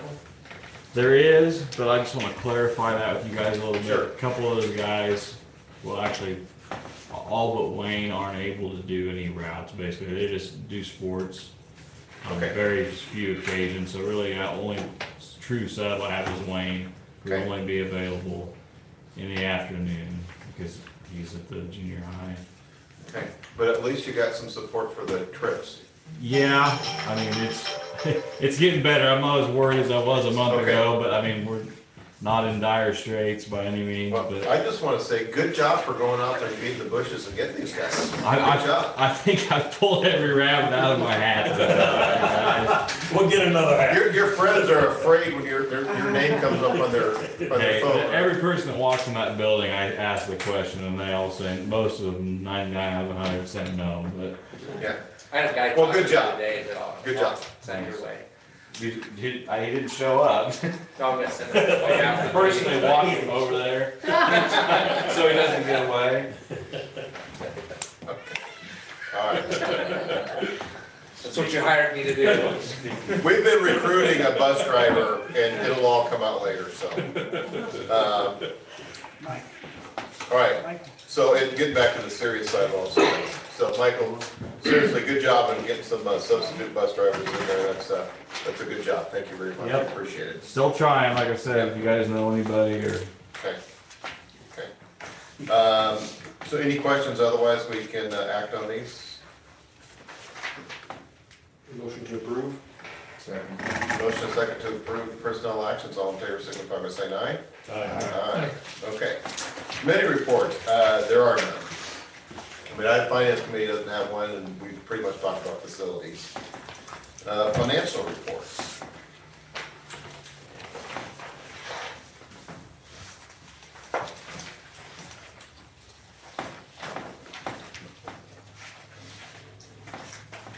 Lisa, Yes. on page 14, the HUDL for, what is it? Oh, that's the huddle. That's What the- related to activities. So what it is, sports programs, they film the games, they film practices, and then, they can go back and review games, they can show it. My kids used it for recruiting purposes, things like that. It does all this, I talked to Parker about this, so it does all the stats, it does all this kind of data collection, and the coaches use it for coaching and all that kind of stuff. You're kind of. Yeah, and it used to be you would send like coaches out to scout. It's all, you just share them on Huddle now and takes a lot of that out. You're required to share game film. Yeah. This is how they do it. And this is like, from what Parker told me, he's not on here, is he? He's at that golf, he said he's available by phone if you need it. Yeah, he said this is like I'm gonna call it not the base level, but it's the upgraded package. And Parker said that in his budget, he's only paying for the base package. Coach is one of the advanced package, and the booster clubs are actually gonna pay for the half of the upgrade. So good job for Rich for doing it that way.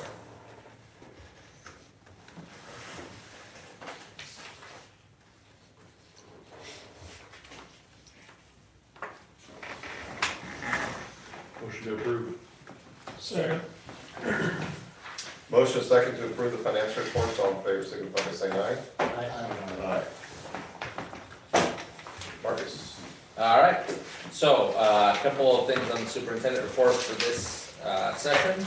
The alternative high school, I know each week I'm gonna miss not having this item on my email to send to you each week. We have done the work, we are ready to go, we're going to be ready to go to have the alternative high school in the basement of this building. I'm really excited as I talked to Mecca about some of the collaboration that we're gonna be able to do between some of our programs. It's a good space to have our kids. And in terms of thinking of supervision of students, having a school district administrator on site all the time, well, hopefully I'm out in other buildings as much as possible, but frequently is also useful. That can help benefit Brad and Joanne too at the high school, so that they know that there is somebody there in an emergency situation until they get there. So I think that'll work out really well for us. That was a long process, but a good process to just kind of learn what was out there, and we ended up finding something that was literally right under our noses. And I didn't think about it. I'm gonna tell you, Ron Rasky came to me and said, "Mark, have you thought about this?" Well, no, I didn't think about that. That's genius. So thank you to Rhonda for that. Staffing, library's a little bit in limbo right now. Just some paperwork things that didn't work out there. So we and Sheraton are both in the same boat. So we're kind of working together to try to look at ideas. Anybody playing along at home, if you know somebody with a library sciences degree that would love to come in and provide some library sciences support to our district, we're in the market. We do have a conflict over a position at the high school. I've emailed the board with that, so we're just kind of working through that. Hope to have some answers. The other district involved has their meeting next week. And I was given an update earlier today that they were gonna talk about what they're gonna do there at that meeting and give us kind of their final stance and answer. I know Brad has been working hard on some backup options and had some really good ideas that we talked about at SAI, so I think we will have some things in place. Our kids will be okay, but I would like to have what we wanted to have, but that's just because I enjoy winning. Sometimes it's not a win-lose, that's bad. High school band practice field, as we start our construction, you know, one thing that happens is a temporary student lot goes on where the marching band practices. So Aaron has been working hard with a company to come out and flatten out the area that's behind the old gym there at the high school, to make that suitable for the band to practice on. We're gonna try to take a halfway approach. We don't wanna put all new dirt and then level now because it will not have time to grow. So kids will come in a muddy mess if we do that. So we wanna level off spots for now, make it acceptable for that last month or so of practice of their season, and then come back next spring and make it actually flat. As I looked at the map, that area will still be completely open and probably the best space for the marching band to practice when we're done with construction. So the work that we do here won't just be temporary, it's something that we can use more permanently. I know if you've walked past that, you see the large wooden building. Just with the way that the parking lot was already extended, they're not able to use that for what they need. So our hope is to be able to have that for a similar construction, I guess I would say, for the band on the new location, because there'll be space for it now. To go with that backfield, the water meter that was back behind there is turned off now, so that's a win for us. I had down board policy 505.7 with a desire to move forward with a committee in the future for that. So it sounds like there's some interest in that and something that we can approach as we get into the school year. And then the board had charged me to reach out to IASB on total board policy update and how that works. They charge $2,500 to do a side-by-side comparison of your policies. I have a meeting, and I want to say that this person's name is Marty, M-A-R-T-E. Marty Brightman is going to work with me just to kind of set up the details on that for us and kind of get the ball rolling so we can have up-to-date board policies, which will feel pretty exciting.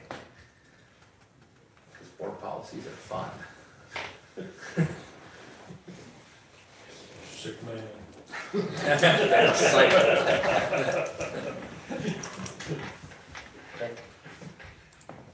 All right, so, board takeaways, and I've been waiting for this moment, I get to go first finally. So, again, board takeaways are something new that you learn, something you need to think, something you think you need to learn more about, something you think the board needs to think about. And I think what my takeaway and from all this is, what I think we need to think about is, maybe some ways that we restructure some of our meetings. You know, I've talked about having some, work session, and then we come back and act on them later. And I really think we need to do that. And with that is to have a calendar in front of us as board members that we know every year we're gonna do curriculum in October, whatever month it is. I don't wanna scare you with October, just whatever it is. But that way we have a set routine that we go through every year so that we as a board are providing consistency and we know when we take some things up. So I guess what I think we need to think about is kind of restructuring how we do some things in order to be kind of more focused and kind of more predictable in how we manage the district's business. That's mine. Bob? Something I think we need to talk about a little bit is the alternative school. That hasn't been on the agenda for a long time because it's going well, I guess, but if we have, do we have 10% of our high school kids at the alternative school? As of this afternoon, we had 25 on. So that'd be maybe 5% of our high school. We had 411 in Power School, I think we had. give or take. So that's come down from 40 in the I think past. we had 42. Yeah. Yeah. And there's probably a few that will change. We do have some meetings set up, so, but Okay. I don't know if we'll get to 40. Hope we don't. No. Yeah, I don't think it should be that high. Okay, good, I agree, that's a good point, so. Derek? I agree. My takeaway is there's still a lot to learn. I do agree with you a little bit, Kevin, on, you know, not only the district of getting the master facilities plan, but as well as targeting those things and having those living documents to not only this board, but future boards can rely on to help keep everything as efficient as possible. Chris? I guess I just really didn't understand how far out of compliance we were with our board policies. And I'd like to thank Mark for addressing those. Also, Mark for getting the ball rolling with the principals on the curriculum, getting that back on track. I think That's on, they're doing good work already, so. I think that's about it. Mr. Moore? One thing I think the board, we should look at doing in a work session is I'd like to hear more about special education and the collaboration with AEA, and as far as state laws and things like that. I'd like to know more about that, and I think the board would know more about that. Mr. Thomas? I was kind of excited about working with the pitch. I think that's, that's been something that I talked to Mr. Rubel about many, many times, and saw little results. But I think this gives us a wonderful opportunity to showcase our school and, like I said, differentiate ourselves from other schools around us and promote our virtual academy, which I think could be a big thing for us. And then, as far as organization goes and workshops, I think we need to back off from the facility committee, finance committee. I think we all need to be back together because I feel like I'm missing out something on the finance committee, and I just think we need to dissolve those and get back to what we gotta do. I appreciate you saying it, because there's been a lot of talk in the last month about how effective have those been and what we need to do going forward, so, yeah. So I appreciate that one.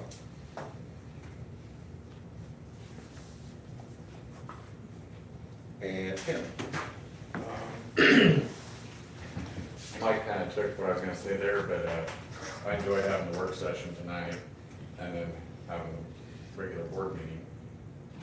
And the regular board meeting there was stuff in here that, the regular board meeting stuff, seems like a long time since we talked about some of those, but everything's going on. Yeah. But that's just what I was, that's what I was thinking, when we talked about this here and then they come in there, they felt like they were, maybe didn't know part of it, and they gotta cut.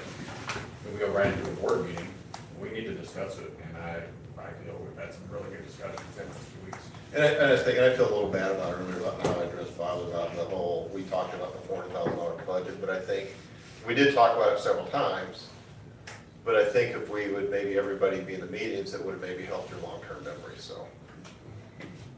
So, I think there's some value in that, so. Because it is hard to remember everything, so. Okay, all right. With that, we have our board takeaways done. Remember, IASB registration, IASB convention registration opens this week.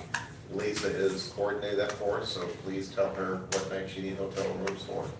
I know I'm going. You're going. You're going. You're going. I'll go, but I'll just drive off. Okay, you're not gonna stay up at night? No. Okay. You like to drive, huh? That's fine. Bob? Yeah, I'm working. Tim? Hey, you can put me down. Okay. What is everybody saying? Well, she'll make the road. So basically, do you want to drive up the morning of the first thing, or do you want to go up the night before? That's your call. I can call you guys. We decided the night before. I'm going there. Yeah, I'm good on that. You guys will get you in trouble. I'm We'll keep you out of trouble. Okay.